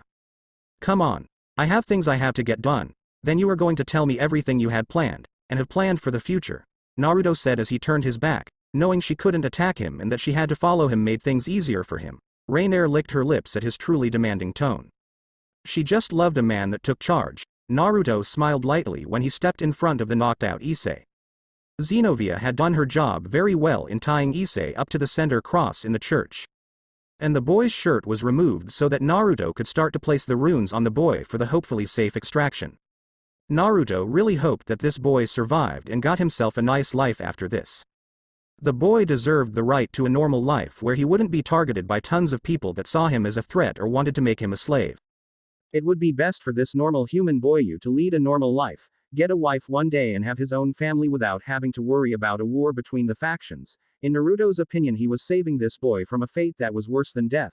Naruto had been destined for the kind of life he led. He was born in a country where people killed each other for money, so there was no way he could have ever lived a normal life. Issei Hyodo was a human boy that was unlucky enough to have been born with a sacred gear. Naruto would remove it and grant the boy the right to choose how he lives his life. lusting after breasts or calming down one day and becoming a man worthy of the race they shared. Naruto saw the potential in Issei to become a great person, but so long as the boy had his sacred gear, he could never have the kind of life Naruto himself sometimes wished he had, a nice quiet life without all of the fighting caused by the devils, fallen angels, and even humans. He knew though that he owed his life to the church for raising him and loving him, so he made the choice to give up his right to have a peaceful life when he sided with one of the factions. "Hey, it looks like we are going to have company soon," Xenovia stated after a moment when she looked outside the window and saw some people in the distance flying towards them. The figures were too big to be birds, so it was easy to guess that they were the fallen angels that had betrayed the Grigori. Naruto didn't even have to tell Xenovia what to do as she summoned Excalibur Destruction and made her way out of the church so that she could meet up with the enemies. She would take care of them while Naruto took care of the extraction process, which he had already started by opening his book to the back of the entire thing, the pages that centered around extracting sacred gears. The extraction began by having Naruto chant under his breath as the words on his book glowed before copies of the runes started to float into the air and fly towards Issei. 5 separate streams of runes flew at them. One line of runes wrapped around each Biskep. One went around his neck with the other going around his waist. These runes glowed as they connected to his skin and the final rune started to curve on his stomach in a circle made of runes. The runes on the stomach filled in completely so that it looked like a giant black spot appeared on Issei's gut. Naruto looked at it for a moment, before he grit his teeth and pressed his hand into Issei's stomach. No kidding, like water, Naruto's hand was going into the inky blackness of the portal into Issei's soul so that he could rip the sacred gear from Issei manually. Naruto could feel his own chakra getting drained so that Issei's soul would heal itself while he ripped it apart. The runes were made to transfer parts of Naruto's chakra into Issei and repair any damage to the male's soul that would have caused him to die from a normal extraction. This was why it was a 40% chance of surviving. Naruto's own energy would have to be at least slightly compatible with Issei's soul so that he could repair the actual damage he caused. Naruto groaned at how weird this was. Even though it was like his third time extracting a sacred gear from somebody, this would be the first time that it took more than a few seconds. The other 2 people had not lived through the experience. Of course, those 2 people had been trying to side with the devils and use their sacred gears to get revenge on the church for kicking them out. Naruto didn't keep either of the sacred gears, preferring to seal them away deep in the catacombs than actually use them himself. They were rather common sacred gears, so there had been no reason for him to keep them himself. The more powerful the sacred gear though, the higher the chance of survival for the host. Naruto's own energy was super powerful, so only a super powerful soul capable of holding a powerful sacred gear was able to use even part of his chakra to repair their souls properly. People with energy too weak would become overcome with power and madness, before dying quickly and painfully. Naruto felt around inside of Issei's soul for anything that could be the sacred gear. He was already up to his elbow and reaching in deeper to try and rip the gear out as peacefully as he could. Naruto felt something warm a few moments later, before he grabbed something that seemed to have a good amount of heat rushing off of it. Naruto's glove protected his palms from most the heat, while his fingers could feel it burning a bit more. Naruto grit his teeth when he felt something bite onto the exposed part of his arm that was inside of Issei's soul, not protected by his glove. Just for that, he was going to kick the ass of whatever just bit him. Why the hell did something just bite him? His chakra was being drained at an even greater rate when he grabbed onto whatever had bitten him even tighter. Only for his hand to get bitten. Naruto blinked when he felt a small piece of Issei's soul tear off and enter his body, fusing with a part of his soul strangely enough. Naruto had no clue what that was about, but he started to yank on the thing he had in his hand while his chakra was being drained from him at a fast rate. The fallen angels had a better method of pulling out sacred gears, that much was for sure, but at least Naruto's way had a chance of keeping the host alive. "Stop biting me, I am trying to give your host a normal life," Naruto shouted into the portal into Issei's soul, irritation at being bitten over and over starting to get to him. Naruto's arms started to come out of the portal, and on his biskep were bleeding bite marks that stained the floor of the room with his dripping blood. The wounds looked like it had been done by some kind of creature that had a mouth full of only sharp teeth. Naruto's eyes turned red as he tapped into that darker source of power inside of him, and the wounds on his arms sealed up quickly. Naruto's red eyes gained slit pupils and his whisker marks thickened at the use of this strange energy. But the second the wound healed, Naruto stopped using the energy and his eyes turned back to normal, as did his whisker marks. Naruto learned that he could tap into that energy a long time ago. And that when he used it his body healed at a super accelerated rate. The dark chakra in him also caused him to get angry. So he tried to avoid using it until he could find a master of chakra to train him in the uses of chakra. It wouldn't do good for him to go on some kind of rampage because this chakra made him too angry to tell friend from foe. It would seem his use of that energy had scared the shit out of what he was grabbing, because it froze up very quickly, making it easier for Naruto to pull the creature out. As more of Naruto's arms started to come out of the hole in Issei, the creature started to turn into energy. In Naruto's hand was a red tail, a dragon's tail, and it was thicker so he could assume that this tail belonged to a dragon that was Western in appearance. The energy was shaky in certain areas to show scales, while the underside of the tail was a lighter red and wavy to show the softer part of the scales. Naruto saw Issei's left arm glow as a green orb appeared above his palm. Before it soared into Naruto's other open palm, Naruto looked at the orb. Before he felt the dragon's grip on its house loosen enough for Naruto to yank most of its body out of the boy with one pull.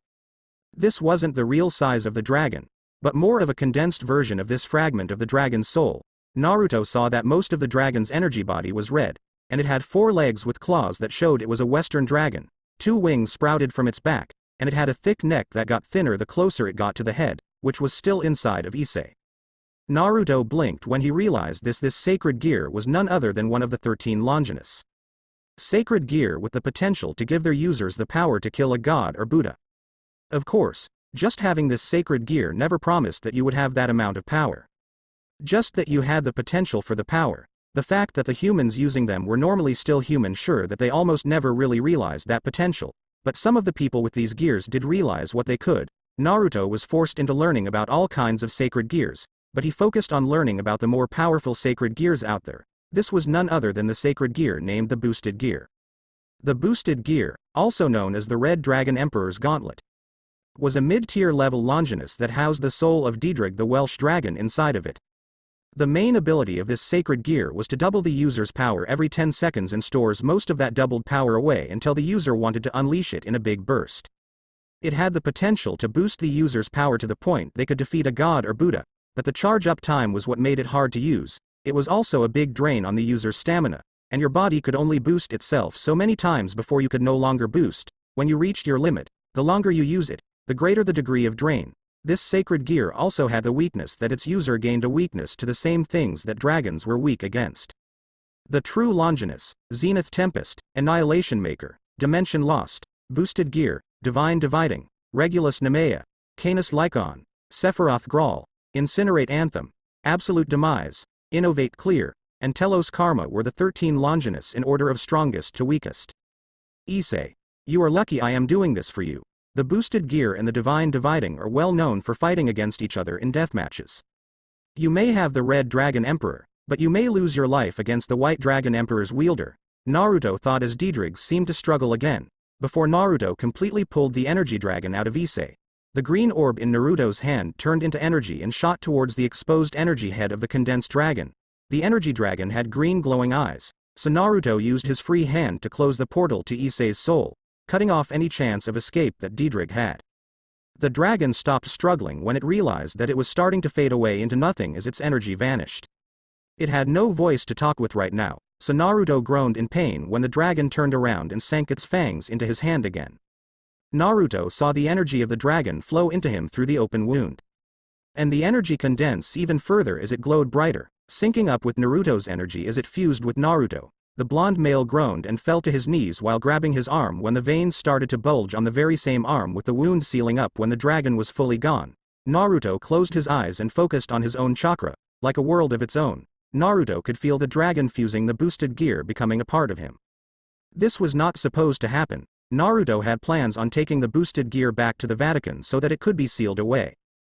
Naruto was the only person that could do this ritual, and to do it on himself was impossible. Naruto's eye twitched in annoyance at how he was now the wielder of the boosted gear, when he didn't even want to be its wielder.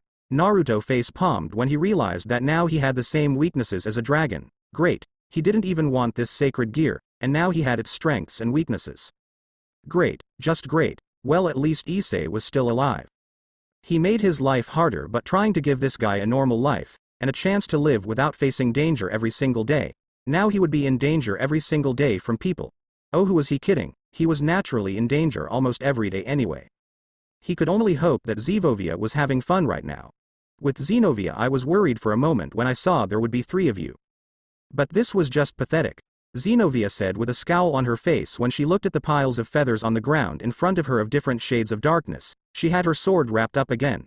All it took was a single cut each, and she had killed all 3 fallen angels with no mercy. Unlike Naruto, she saw zero purpose in letting them live. She was fully against letting Rainier live, but she trusted Naruto's judgment in this. That did not mean that she would make the same choices. Naruto was much kinder in the mercy he gave to fallen angels that could be useful. Rainier was a good test subject for the angel turning process. So of course she would be taken alive. Only one test subject was needed though, so she killed off these fallen angels. There was no reason to keep them alive, and transporting them back home would mean wasting more money. Killing them was just a way to save money, and because there was no purpose to letting them live, nothing personal against them, but it was far more effective to just kill them now than let them live and think that they would be able to do something later. This was boring though. It would take at least a 4 or 6 winged fallen angel to pose at least a small challenge to her. Those with 2 wings were cannon fodder at best, with only enough power to take care of normal exorcists. Not those trained to be the best of the best. These runts were nothing more than a small annoyance to somebody that had been trained by Griselda, one of the top 5 female exorcists in the entire world. She trained with Naruto almost every day, and she was his rival in the arts of using swords. The only reason she was weaker than him was because he had more natural brute force than her, and could enhance his own body even further. Though she had some freaky brute punching power of her own, she was by no means a martial artist. The art never really appealed to her like it had Naruto, but she did have some very basic hand-to-hand so that she could survive long enough to get her sword if she ever dropped it in battle. Xenovia picked up 3 different shade of black feathers and started to walk back to the church. Now all they had to do was report this to the Vatican and wait for them to send the orders for them to return home. That for today. Please like video. Thanks for watching.